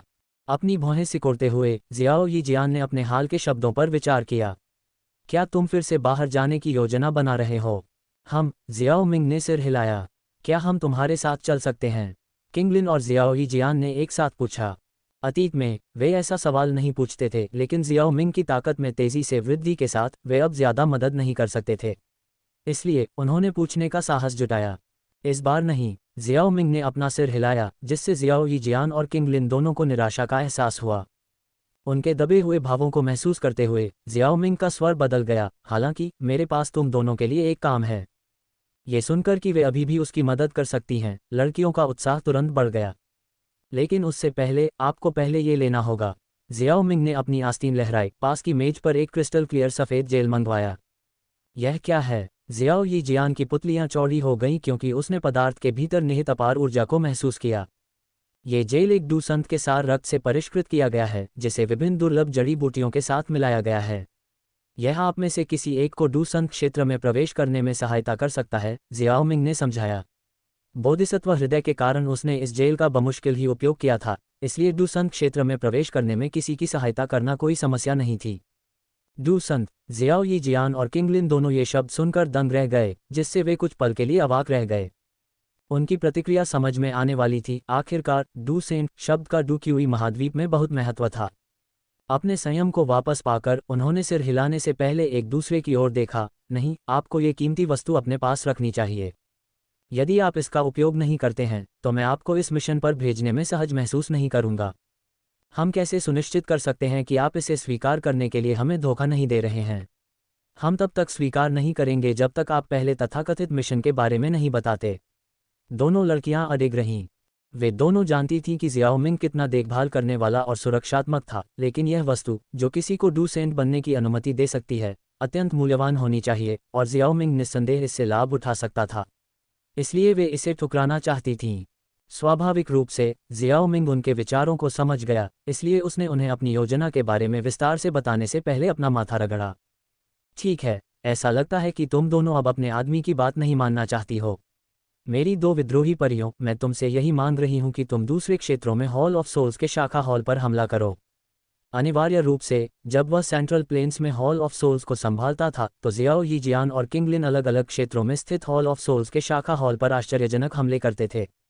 हालांकि जियाओ मिंग अपनी वर्तमान ताकत के बारे में अपनी चिंता को दबा नहीं सका। हालांकि दूसरे क्षेत्रों में डू सेंट्स तैनात नहीं हो सकते थे, लेकिन हाफ सेंट्स को भेजना असंभव परिदृश्य नहीं था। उनके लिए हॉल ऑफ सोल्स के चंगुल से सोल एसेंस को जब्त करने के लिए ताकत में वृद्धि अनिवार्य थी। जियाओ मिंग की व्याख्या सुनकर दोनों लड़कियां झिझकने लगीं। निर्णय हो गया, चलो इस योजना के साथ आगे बढ़ते हैं। जियाओ मिंग ने उन्हें इस पर ज्यादा सोचने का समय नहीं दिया। उन्होंने अपनी मौजूदा ताकत के आधार पर डू सेंट जेल के हिस्सों को विभाजित किया। ये हिस्से दोनों महिलाओं को उच्च स्तरीय हाफ सेंट चरण में आगे बढ़ने में सक्षम बनाएंगे, जिससे अधिशेष बचेगा। जबकि जियाओमिंग पहले डू सेंट की खेती करने के लिए उनमें से किसी एक पर ऊर्जा केंद्रित कर सकता था, उस क्षेत्र में प्रवेश करने की प्रक्रिया में बहुत अधिक समय लगा, एक विलासिता जिसे वह बर्दाश्त नहीं कर सकता था। अभी के लिए उच्च स्तरीय अर्ध संत चरण प्राप्त करना उनके मिशन के लिए पर्याप्त होगा। उनके बीच डू सेंट जेल के हिस्सों को विभाजित करने के बाद जियाओ मिंग ने रणनीति की व्याख्या करना जारी रखा। फिर कुछ याद करते हुए उसने पूछा, ओह वैसे किंग लिन, आपने पहले छोड़ने की बात कही थी, है ना? काओ यंग के शब्दों के अनुसार किंग लिन छोड़ने के लिए बहुत उत्सुक था। मैंने किया, लेकिन अब इससे कोई फर्क नहीं पड़ता। किंग लिन के पहले के विचार जियाओ मिंग के एकांत से लौटने और डू सेंट जेल के सामने फीके पड़ गए थे, जिसे परिष्कृत करने में उन्हें महीनों लगेंगे। उसने अपना सिर उसकी गर्दन पर टिका दिया और अपनी साधना की गति बढ़ाने के लिए उनके द्वारा तैयार किए गए विचारों का संक्षेप में सारांश दिया। अब उन चीज़ों के बारे में चिंता मत करो, उन्हें मेरे ऊपर छोड़ दो। जहां तक जियान की बात है, मैं कुछ मामलों को निपटाने के बाद उससे मिलने जाऊंगा। जियाओ मिंग ने प्यार से दोनों सुंदरियों के गालों को सहलाया, जिससे वे एक दूसरे के और करीब आ गईं। दोनों ने अपनी हिचक छोड़नी शुरू कर दी, ये जानते हुए कि एक बार जब वे एकांत में चले गए तो अपने प्रिय से अलग होने का दौर उनका इंतजार कर रहा था। उनके शरीर उसके शरीर से सटे हुए थे, हाथ हिम्मत से उसके कपड़ों के नीचे खोजबीन कर रहे थे, उसके धड़ की रूपरेखा का पता लगा रहे थे। सांस सांस के साथ मिल रही थी, प्रत्येक सांस में बढ़ती गर्मी भर रही थी।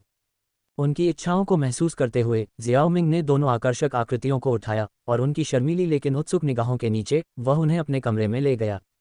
अध्याय 432 स्वर्गीय दरबार फूल संप्रदाय। जियाओ मिंग ने जियाओ ही जियान और किंग लिन के साथ 2 दिन बिताए।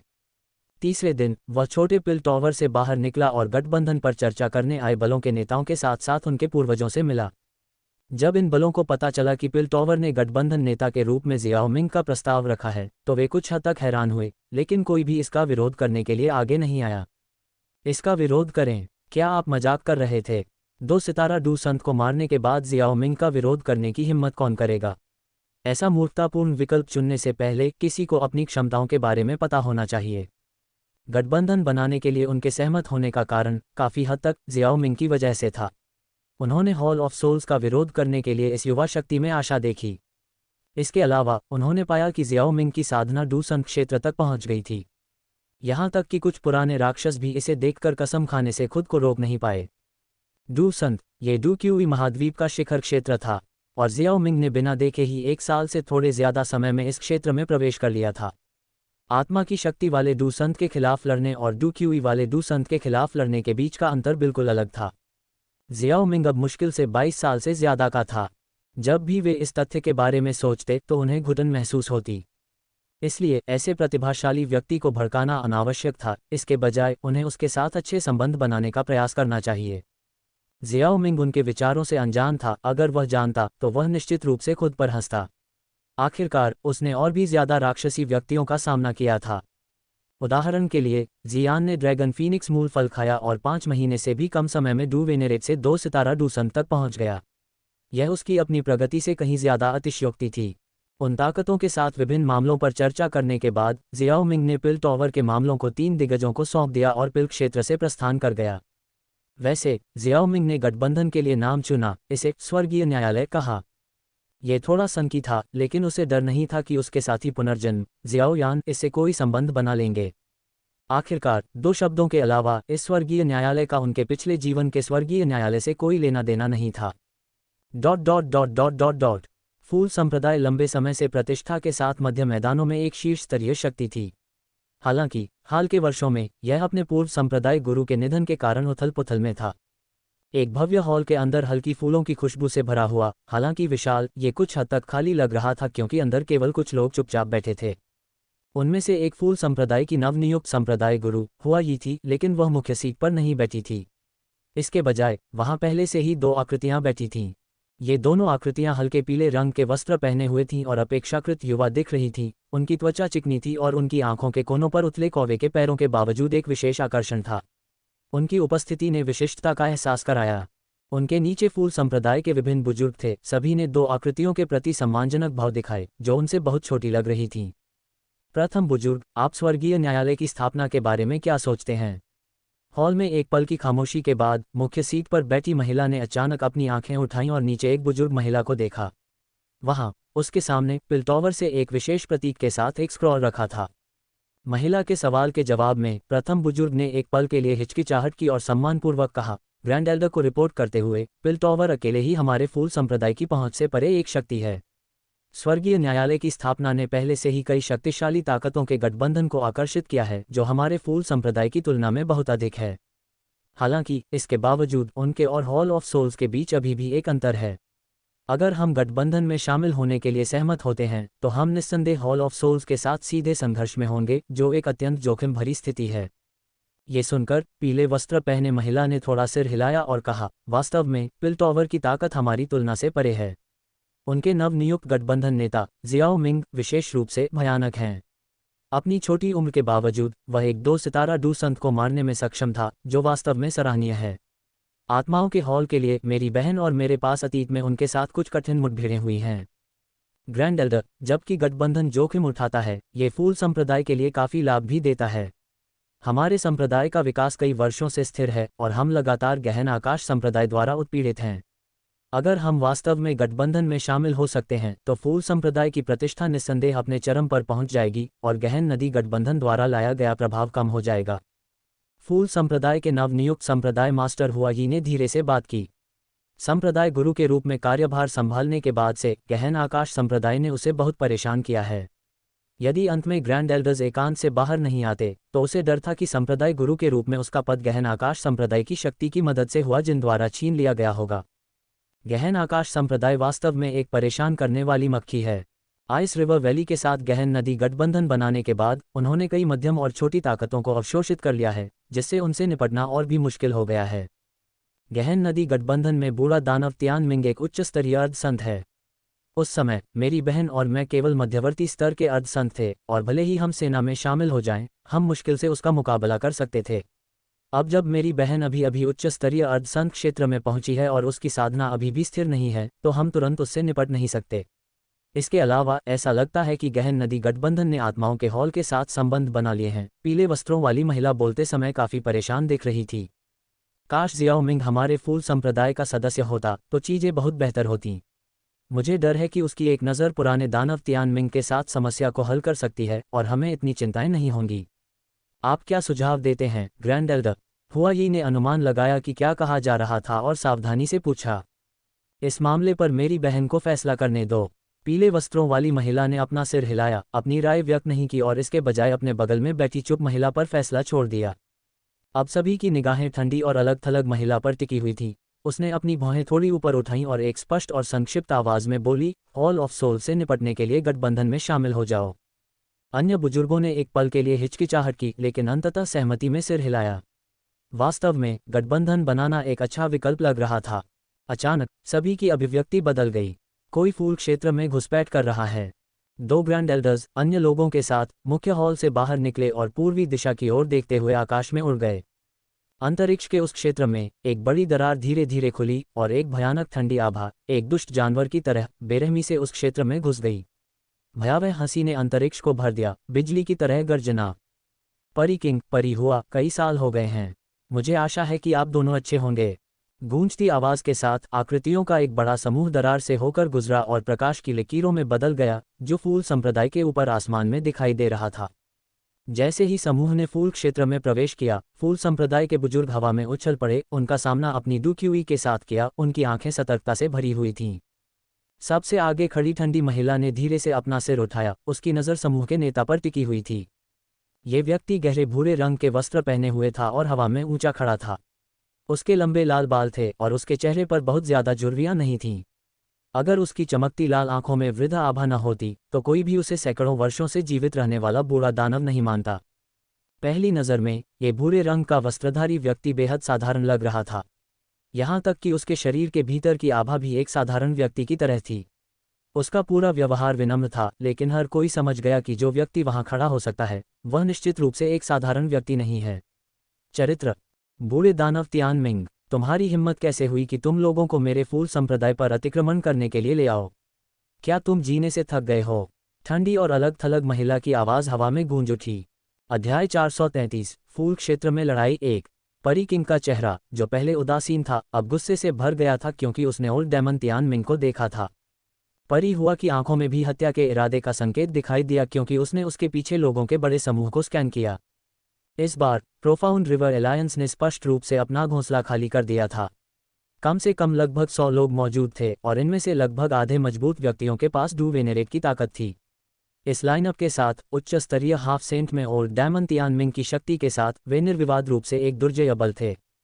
हालांकि ये लाइनअप जितना दुर्जय दिखाई दिया, यह एक पाइप सपने से ज़्यादा कुछ नहीं था अगर उन्हें लगता था कि वे फूल क्षेत्र के भीतर फूल संप्रदाय को मिटा सकते हैं। आखिरकार फूल संप्रदाय के पास 2 आधे संत थे, जबकि प्रोफाउंड रिवर एलायंस के पास केवल एक था। जब तक अर्ध संतों में से कोई एक अस्थायी रूप से पुराने दानव तियानमिंग को रोक सकता है, तब तक गठबंधन के बाकी लोग बर्बाद हो जाएंगे। हे, मैं आज सिर्फ आपको हमारे पिछले परिचय के आधार पर एक अच्छा विकल्प देने आया हूँ। पुराने दानव तियानमिंग की उदासीन आवाज़ आसमान से गूंजी। आज आप हमारे गहन नदी गठबंधन में शामिल होने का विकल्प चुन सकते हैं, या बेशक आप ऐसा न करने का विकल्प चुन सकते हैं। जब तक आपका फूल संप्रदाय गहन नदी गठबंधन के क्षेत्र से पीछे हट जाता है, जो कम से कम 10,000 मील दूर है, और भविष्य में हमारे साथ कोई विवाद न करने का वादा करता है, मेरा गहन नदी गठबंधन आज ही चला जाएगा। पुराने दानव तियानमिंग के शब्दों ने फूल संप्रदाय के कई बुजुर्गों के हाव भाव को थोड़ा बदल दिया। मूर्ख की बात। परी किंग की आवाज़ बर्फ की तरह ठंडी थी। 10,000 मील दूर पीछे हटना, क्या इसका मतलब यह नहीं था कि उन्हें एक पीटे हुए कुत्ते की तरह अपना क्षेत्र छोड़ना पड़ा और भविष्य में गहन नदी गठबंधन के साथ कोई विवाद न करने का वादा करना? अगर वे सहमत हो जाते तो फ्लावर सेक्ट सेंट्रल प्लेन्स में खुद को कैसे स्थापित कर सकता था? जहां तक शामिल होने की बात है तो यह और भी असंभव था। ये लोग स्पष्ट रूप से हमें उकसा रहे हैं, हुआई ने दांत पीसते हुए कहा और ओल्ड डेमन तियानमिंग को घूरने लगी। प्रोफाउंड रिवर एलायंस को भी अच्छी तरह से पता होना चाहिए कि उनकी मांगों से सहमत होना बिल्कुल असंभव था। परी किंग ने अचानक अपना शांत व्यवहार वापस पा लिया और अपनी नज़र ओल्ड डेमन तियानमिंग पर टिका दी, जिसके चेहरे पर एक ठंडी मुस्कान थी और वह बिना किसी पीछे हटने के संकेत के उसे घूर रहा था। दोनों पक्षों के बुजुर्गों और शक्तिशाली विशेषज्ञों ने बात नहीं की और एक तनावपूर्ण माहौल हवा में भर गया। परी किंग, क्या तुमने अपना मन बना लिया है? एक पल के लिए देखने के बाद ओल्ड डेमन तियानमिंग ने एक भान उठाए और पूछा, क्या आपको सच में लगता है कि प्रोफाउंड रिवर एलायंस में ऐसी बातें कहने की ताकत है? उस मामले में मुझे लगता है कि आप सहमत होने का विकल्प नहीं चुन रहे हैं। ओल्ड डेमन तियानमिंग की ठंडी मुस्कान थोड़ी कम हो गई क्योंकि वह धीरे धीरे बोल रहा था। परी किंग जवाब देने के लिए परेशान नहीं हो सकी और उसने अचानक अपनी हथेली घुमाई। धमाका धमाका। जैसे ही उसकी हथेली ने प्रहार किया, पर्वत श्रृंखला के चारों ओर एक जबरदस्त शक्तिशाली आभा फूट पड़ी। डूक्यूई की किरणें आसमान में ऊपर उठीं और हवा में आपस में जुड़ गईं, अंततः एक बड़ी सरनी बन गई जिसने पुराने दानव तियानमिंग और उसके समूह को आकाश में घेर लिया। उसी समय ऊपर के आसमान ने भी फूलों की एक खूबसूरत बारिश बरसाना शुरू कर दिया, जिससे एक मनमोहक दृश्य बन गया। हजारों परिवर्तन फूलों की बारिश का स्वरूप। परी किंग, ऐसा लगता है कि जब तक आप क्रूर वास्तविकता का सामना नहीं करेंगे तब तक आप आश्वस्त नहीं होंगे। पुराने दानव तियानमिंग ने उनके चारों ओर गिरती पंखुड़ियों को देखा और उसके चेहरे पर एक भयावह मुस्कुराहट उभरी। फिर उसकी नज़र परी किंग पर वापस गई। मेरे गहन नदी गठबंधन की ताकत के साथ आपके फूल संप्रदाय को नष्ट करना वास्तव में मुश्किल है, लेकिन क्या आपको लगता है कि मैं बिना किसी निश्चितता के जाल में फंसने के लिए इतना मूर्ख हूँ? ये सुनकर परी किंग और अन्य लोगों ने भौहें सिकोड़ लीं। बाहर आओ तुम दोनों। बूढ़े दानव तियानमिंग ने एक भयावह हंसी निकाली, फिर जोर से चिल्लाया। स्वोश। जब सभी ने देखा तो बूढ़े दानव तियानमिंग के बगल की जगह अचानक लहरदार हो गई। एक स्थानिक दरार फट गई और 2 ठंडी आभाएं तेजी से ज्वार की लहरों की तरह बाहर निकलीं। उन 2 भयानक आभाओं को महसूस करते हुए फूल संप्रदाय के लोग गंभीर दिखने से खुद को रोक नहीं पाए। यह आत्माओं के हॉल का महल है। जी, इस संत की मौजूदगी में आपके फूल संप्रदाय को बस आत्मसमर्पण कर देना चाहिए। स्थानिक दरार से लुढ़कता हुआ काला कोहरा धीरे धीरे सभी की आंखों के सामने उभर रहा था। इसके साथ ही एक भयावह हंसी भी थी जो हवा में गूंज रही थी। गुइली। परी किंग की आंखें ठंडी हो गईं। वह पहले भी गुइली से भिड़ चुकी थी और जानती थी कि वह एक दुर्जय प्रतिद्वंद्वी है। आकाश में कोहरा धीरे धीरे घुलता गया और धीरे धीरे छटता गया, जिससे भीड़ की चौकस निगाहों के नीचे दो आकृतियां दिखाई दीं। आगे चलने वाला एक पीला चेहरा वाला मध्यम आयु वर्ग का व्यक्ति था, जिसकी आभा ओल्ड डेमन तियानमिंग से कम नहीं थी। दूसरे व्यक्ति की आभा थोड़ी कमजोर थी, एक मध्यम स्तर का अर्धसंत। दो अर्धसंत ओल्ड डेमन तियानमिंग के साथ कुल मिलाकर 3 थे। इस लाइनअप ने कई लोगों को मौके पर ही तेज सांस लेने पर मजबूर कर दिया। फूल संप्रदाय के कुछ बुजुर्गों के चेहरे भी पीले पड़ गए। परी किंग, क्या तुम्हें मेरी शर्तों पर विचार करने के लिए और समय चाहिए? जैसे ही उसकी नज़र परी किंग के शरीर पर घूमी, ओल्ड डेमन तियानमिंग के चेहरे पर एक भयावह मुस्कान आ गई और उसकी आंखें लालच से चमक उठीं। एक उच्च स्तरीय हाफ सेंट डू सेंट दायरे में घुसने के लिए एक आदर्श कड़ाही होगी। परी किंग का चेहरा काला पड़ गया और उसका हाथ धीरे धीरे उसकी आस्तीन के भीतर कस गया। ग्रैंड एल्डर, आत्मसमर्पण करना बेकार है। हॉल ऑफ सोल्स और प्रोफाउंड रिवर एलायंस के साधनों के साथ वे हमें नहीं छोड़ेंगे, हुआई ने ठंडे चेहरे के साथ कहा। उसकी खूबसूरत आंखें दृढ़ संकल्प के साथ चमक रही थीं। अब अंत तक लड़ने के अलावा हमारे पास कोई और रास्ता नहीं है। फूल संप्रदाय के मजबूत सदस्यों ने भी उसकी ओर देखा, उसके फैसले का इंतजार करते हुए। परी किंग ने तर्क को समझते हुए थोड़ा सिर हिलाया। अगर ऐसा है तो हम उनसे अंत तक लड़ेंगे। बूढ़ा दानव तियानमिंग परी किंग के बदलते हाव भावों को ध्यान से देख रहा था और उसके चेहरे पर दृढ़ निश्चय देखकर वह समझ गया कि फूल संप्रदाय कभी भी हार नहीं मानेगा। उसकी भयावह मुस्कान और गहरी हो गई। ऐसा लगता है कि आज फूल संप्रदाय अनिवार्य रूप से खून की नदी में डूब जाएगा। बढ़िया, यहाँ बहुत से शक्तिशाली साधक हैं। मैं आत्माओं के हॉल के लिए कुछ आत्माएं जुटा सकता हूँ, गुइली ने व्यंग्य किया। उसने फूल संप्रदाय को खतरा मानने की भी जहमत नहीं उठाई। 2 उच्च स्तरीय अर्धसंत और एक मध्यम स्तरीय अर्धसंत के साथ फूल संप्रदाय उनका मुकाबला नहीं कर सकता था। आज इस लड़ाई में शामिल होने से निश्चित रूप से फूल संप्रदाय का केंद्रीय मैदानों से हमेशा के लिए सफाया हो जाएगा। कार्रवाई करो। जो आत्मसमर्पण करते हैं उन्हें छोड़ दो, जो विरोध करते हैं उन्हें मार डालो। एक बार जब लड़ने का फैसला हो गया तो ओल्ड डेमन तियानमिंग ने फ्लावर सेक्ट को जवाबी उपायों पर चर्चा जारी रखने की अनुमति नहीं दी। उसने अपना पैर पटका और एक ठंडी आवाज, जो हत्या के इरादे से भरी हुई थी, हवा में गूंज उठी। हाँ, ओल्ड डेमन तियानमिंग के आदेश को सुनते ही उसके पीछे मौजूद प्रोफाउंड रिवर एलायंस के विशेषज्ञों ने तुरंत अपनी हत्या की मंशा प्रदर्शित की। शक्तिशाली डुक्यूई उनके शरीर से फूट पड़ी, जो प्रकाश की धाराओं में बदल गई और वे तेजी से फ्लावर सेक्ट पर उतरे। फ्लावर सेक्ट के मजबूत सदस्य पीछे नहीं रह सकते थे। वे आगे बढ़े, बीच हवा में प्रोफाउंड रिवर एलायंस के विशेषज्ञों से जमकर टकराए। जैसे ही लड़ाई शुरू हुई, पूरे फ्लावर दायरे में विस्फोटों की आवाज गूंज उठी। मार डालो, हे भाई गुइली, चलो अभी परी किंग को पकड़ लेते हैं। जैसे ही लड़ाई शुरू हुई, ओल्ड डेमन तियानमिंग जोर से हंसने लगा और गुइली की ओर मुड़ा, सुझाव देते हुए एक संयुक्त प्रयास। जरूर, गुइली ने दुष्टता से सिर हिलाया। उसे फूल संप्रदाय से कुछ पुरानी दुश्मनी थी। यही वजह थी कि जब ओल्ड डेमन तियानमिंग ने उससे संपर्क किया तो उसने मना नहीं किया। बेशक, वह तभी सहमत हुआ जब ओल्ड डेमन तियानमिंग ने काफ़ी संख्या में आत्मा शरीर का भुगतान किया। अध्याय 434, फूलों के साम्राज्य में लड़ाई 2। गुइली की सहमति से बूढ़ा दानव तियानमिंग दुष्टता से मुस्कुराया और एक तेज कदम के साथ वह आकाश में उड़ गया। एक भारी डुक्यूई बाहर निकला और एक पल में वह परी किंग के सामने प्रकट हुआ। उसका पीला हाथ, एक बाज के पंजे जैसा, सीधे शून्य को चीरता हुआ उसके गले पर झपटा। हम्फ, परी किंग ने ठंडी सांस ली। बिना किसी बचाव के उसने अपना दाहिना हाथ आगे बढ़ाया, जिसमें एक कीमती तलवार दिखाई दी। उसने इसे बूढ़े दानव तियानमिंग के सिर की ओर वार किया। ऐसा लग रहा था कि वह एक जीवन के बदले दूसरा जीवन देने को तैयार है। पुराने मेरे जीवन की कीमत तुम्हारी तुलना में ज्यादा है। बूढ़े दानव तियानमिंग की अभिव्यक्ति थोड़ी बदल गई क्योंकि वह मुस्कुराया। अब जब उनके पास पूर्ण लाभ था तो उन्हें अपने जीवन को जोखिम में डालने की कोई जरूरत नहीं थी। उसने तुरंत अपने पंजे वापस खींच लिए और परी किंग की तलवार के हमले से बचने के लिए तेजी से पीछे हट गया। जैसे ही परी किंग की तलवार अपने लक्ष्य से चूक गई, वह उसका पीछा करने ही वाली थी कि एक काला कोहरा उसकी ओर दौड़ा। कोहरे के भीतर से एक तीखी चीख गूंजी। उसके बाद कोहरे को चीरती हुई एक काली जंजीर निकली, जिससे आसपास का स्थान कांप उठा, जिससे काली दरारें बन गईं। चले जाओ। परी किंग की अभिव्यक्ति बर्फीली हो गई और वह गुस्से से चिल्लाए। आकाश में घूमती हुई फूलों की पंखुड़ियां एक बवंडर में बदल गईं, जिसने अंधेरे स्थान पर हमला किया, काली जंजीर को बलपूर्वक पीछे धकेल दिया। उसी समय वह काले कोहरे में जा गिरी और अपनी तलवार को एक निश्चित दिशा में घुमा दिया। खटखट, जैसे ही तलवार ने वार किया, एक धातु की टक्कर हुई और परी किंग की आकृति को काले कोहरे के भीतर से बलपूर्वक पीछे फेंक दिया गया। हालांकि वे तीनों ही उच्च स्तरीय हाफ सैंट्स थे, परी किंग ने हाल ही में बाजी मारी थी और आमने सामने की स्थिति में भी जीत हासिल करना मुश्किल था। अब बड़ी सेना की सहायता के साथ भी एक साथ दो उच्च स्तरीय हाफ सैंड्स का सामना करना बहुत भारी था। एक साथ परी किंग को पीछे धकेला जाता देख बूढ़ा दानव तियान मिंग भयावह रूप से मुस्कुराया। हालांकि वह आगे नहीं बढ़ा, परी किंग को पकड़ने के लिए गुइली के साथ सहयोग की आवश्यकता थी। गुइली ने शांति से सिर हिलाया। दोनों ने लगभग एक साथ ही गोली चलाई। उनकी भारी डूकी हुई उग्र ड्रैगन की तरह उछली, फेरी किंग की ओर बढ़ी और आकाश को ढक लिया। भयानक टकराव में अंतरिक्ष के बड़े हिस्से ढह गए।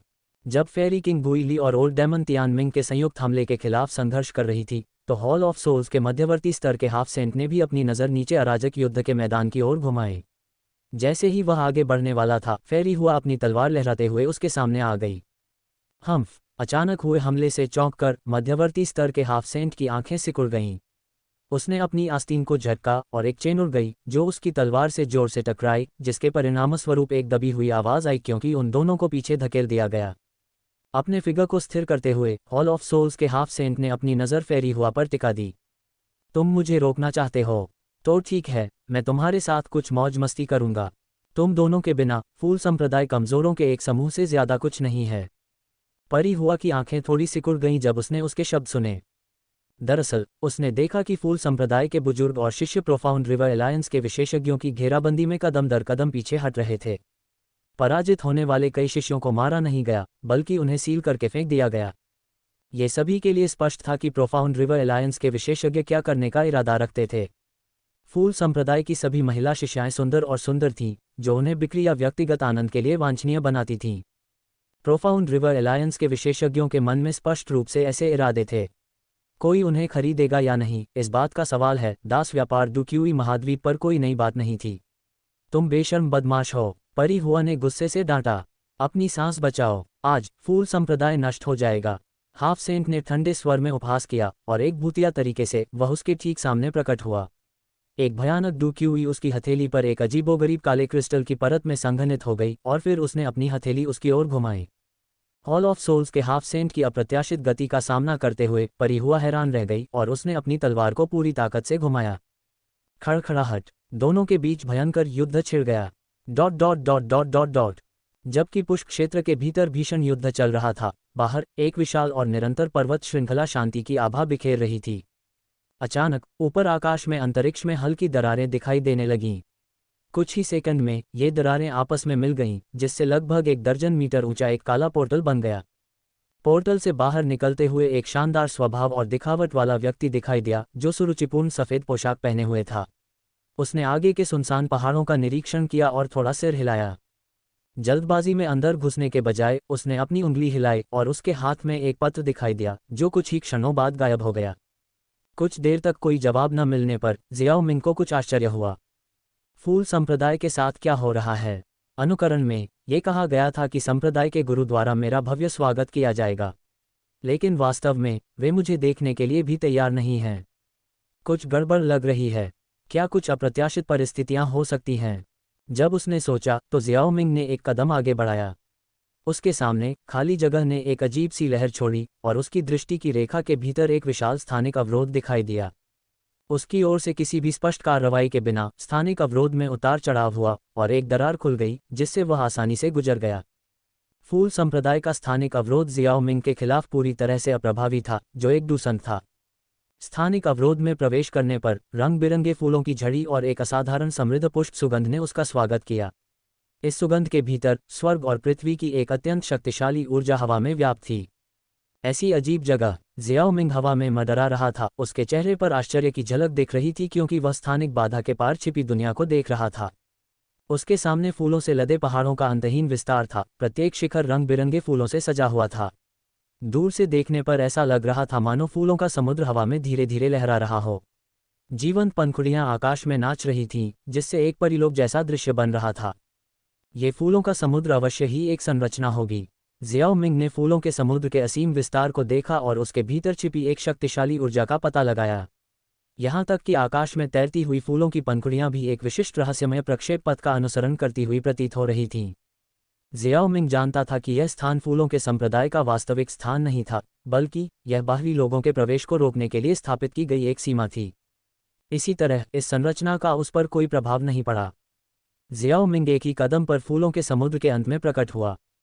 उसने खुद को एक राजसी पर्वत श्रृंखला के बीच में पाया, जहां बादल और धुंध आपस में गुथे हुए थे और रंग बिरंगे फूल खिल रहे थे। पर्वत श्रृंखला के मध्य में जमीन से एक विस्तृत और विशाल ऊंची चोटी उभरी हुई थी, जिसके चारों ओर कई इमारतें थीं।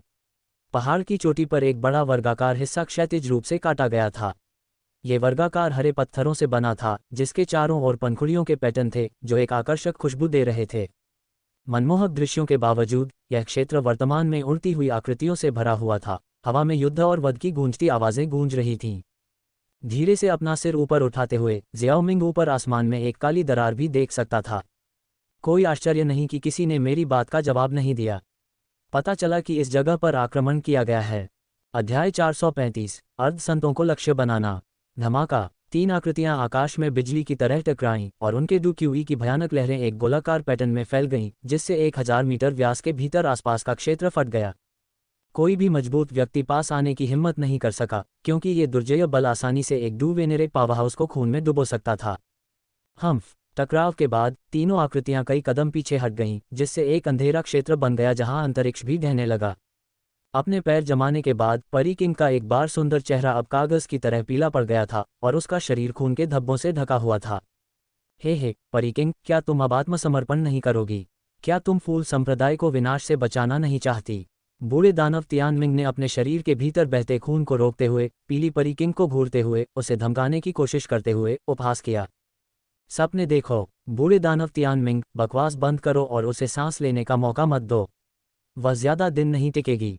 गुइली की आंखें ठंडी हो गईं और वह ठंडे स्वर में चिल्लाया। समझ गया। बूढ़े दानव तियानमिंग ने अपने हाथ की मुहरें बदल दी और उसके भीतर से एक विशाल ग्रे डुक्यूई बाहर निकल आया। यह उसके पीछे एक विशाल सैकड़ों मीटर लंबे प्रेत में संघनित हो गया। प्रेत का चेहरा ठोस नहीं था, लेकिन यह एक भयानक आभा बिखेर रहा था। आकाश गहरा हथेली। बूढ़े दानव तियानमिंग ने अपनी हथेली आगे की ओर पटकी और उसके पीछे विशाल प्रेत ने भी ऐसा ही किया। एक ठंडी और आत्मा को चीर देने वाली शक्ति ध्वनि बूम के विस्फोटों के साथ परी किंग की ओर भयंकर रूप से टूट पड़ी।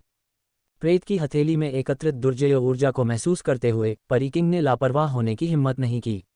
डुक्यूई उसके शरीर के भीतर से तेजी से उछली और 30 मीटर लंबी तलवार की आभा में संघनित हो गई, जो प्रेत की हथेली की हवा से जोरदार तरीके से टकराए। धमाका। इस प्रभाव से आकाश में एक जोरदार विस्फोट हुआ और भयानक डुक्यूई तूफान प्रभाव के बिंदु से फैल गया, जिसने पास के एक पूरे पर्वत शिखर को नष्ट कर दिया और इसे धूल के बादल में बदल दिया। शॉकवेव फैल गई, जिससे ओल्ड डेमन तियानमिंग भी प्रभावित हुआ। वह लड़खड़ाकर पीछे हट गया और उसकी आभा कुछ समय के लिए लड़खड़ा गई, जिससे उसका पहले से ही गोरा रंग और भी फीका पड़ गया। अगर ओल्ड डेमन तियानमिंग संघर्ष कर रहा था, तो परी किंग, जो पहले से ही नुकसान में थी, के लिए यह और भी बुरा था। उसका खून उमड़ पड़ा और इससे पहले कि वह इसे दबा पाती, उसने गुइली की आवाज़ सुनी। जी, एक बढ़िया मौका। इस आवाज़ ने परी किंग की रीढ़ में सिहरन पैदा कर दी, जिससे उसकी हरकतें एक पल के लिए रुक गईं। एक भूतिया आकृति तुरंत उसके पीछे दिखाई दी और बेरहमी से उसकी पीठ पर हथेली से वार किया, जो जबरदस्त बल के साथ उतरा। छींटे। इस अप्रत्याशित हमले ने परी किंग को आधा सुन्न कर दिया और उसने मुंह से खून थूक दिया। उसका शरीर मुख्य शिखर के चौकोर हिस्से पर गिर गया और उसमें कई बड़ी दरारें पड़ गईं, जो आधे पहाड़ में फैल गईं। ये दृश्य देखकर कई फूल संप्रदाय के विशेषज्ञों का दिल बैठ गया। परी किंग फूल संप्रदाय में सबसे मजबूत व्यक्ति थी और उसकी हार निस्संदेह उनके मनोबल को तोड़ देगी। फूल संप्रदाय के सदस्यों, परी किंग की हार के बाद यदि आप में से कोई भी अभी भी विरोध करता है, तो मुझे आप में से हर एक को मारने में कोई आपत्ति नहीं होगी। बूढ़े दानव तियानमिंग ने ठंडे स्वर में घोषणा की, शून्य में कदम रखते हुए। जैसे ही उसकी ठंडी निगाहें उन पर घूमी, जानलेवा इरादे प्रकट किए जो सभी के कानों में गूंज उठे। जब सभी फूल संप्रदाय के सदस्यों ने बूढ़े दानव तियानमिंग की ठंडी आवाज़ सुनी तो वे झिझक गए। एक बार के मजबूत फूल संप्रदाय को अब भारी दबाव का सामना करना पड़ा और निराशा ने घर करना शुरू कर दिया। क्या आप चाहते हैं कि फूल संप्रदाय आत्मसमर्पण कर दे? आप सपना देख रहे हैं। परी हुआ, जो आत्माओं के हॉल से एक और अर्ध संत से लड़ रही थी, ने ओल्ड डेमन तियानमिंग की बातें सुन लीं। वह तुरंत अपने प्रतिद्वंद्वी से अलग हो गई और ओल्ड डेमन तियानमिंग और अन्य लोगों का रास्ता रोक दिया। बस एक मध्यम स्तर का अर्ध संत, और फिर भी तुम इतनी अहंकारी हरकत करने की हिम्मत करते हो। तुम्हें अपनी दुस्साहस की कीमत चुकानी पड़ेगी। अगर तुम मौत चाहते हो तो मर जाओ। बूढ़े दानव तियानमिंग की आंखें ठंडी हो गईं, क्योंकि उसने एक बार फिर अपने पीछे एक विशाल प्रेत को संघनित किया। एक विशाल हथेली ठंडी ध्वनि बूम के साथ परी हुआ पर बुरी तरह से हमला किया। चूंकि उसकी बड़ी बहन नीचे थी, परी हुआ ने चकमा देने का विकल्प नहीं चुना। उसने हमले का सामना करने के इरादे से अपनी डू क्यूई को एक सुरक्षात्मक अवरोध में संघनित कर दिया। हालांकि एक मध्यवर्ती स्तर के अर्धसंत और एक उच्च स्तर के अर्धसंत के बीच का अंतर महत्वपूर्ण था। अपने सर्वोत्तम प्रयासों के बावजूद परिहुआ केवल 3 सेकंड तक ही विरोध कर सकी और फिर धीरे धीरे अपनी जमीन खो बैठी। विशाल ताड़ के पेड़ को पास आते देख परिहुआ क्रोधित और दुखी महसूस करने से खुद को रोक नहीं पाए। लानत है, क्या आज फूल संप्रदाय का नाश होना तय है? धमाका। डू क्यूई का सुरक्षात्मक अवरोध टूट गया और परिहुआ केवल देख सकती थी कि विशाल ताड़ का पेड़ उसकी ओर कैसे उतर रहा है। धमाका। अचानक उसके सामने एक छोटी सी स्थानिक दरार दिखाई दी और उसमें से एक हाथ बाहर निकला। एक कोमल पकड़ के साथ विशाल हथेली को आसानी से हटा दिया गया। क्या हो रहा है? कौन गहरी नदी गठबंधन और आत्माओं के हॉल के मामलों में हस्तक्षेप करने की हिम्मत करता है? ओल्ड डेमन तियानमिंग और गुइली के चेहरे बदल गए। इससे पहले कि वे बोलना भी समाप्त कर पाते, दरार चौड़ी हो गई और भारी दबाव से भरी एक विशाल आभा बिजली की तरह फैल गई। ये संत जियोमिंग हिम्मत करता है। राजसी और भव्य आभा को महसूस करते हुए ओल्ड डेमन तियानमिंग और गुइली के शरीर तुरंत सख्त हो गए और वे भय से अभिभूत हो गए। उन्होंने लगभग समझ से बाहर की चीख निकाली जो आकाश में गूंज उठी। स्वर्गीय न्यायालय के नेता जियोमिंग, ये कैसे संभव है? क्या आपको पवित्र गोली शहर में नहीं होना चाहिए था? बहुत सी अचंभित निगाहों के बीच दरार चौड़ी हो गई और एक सफ़ेद कपड़े पहने युवक बाहर निकला और सबकी आंखों के सामने प्रकट हुआ। जियाओमिंग, क्या ये पिल टॉवर से जियाओमिंग है?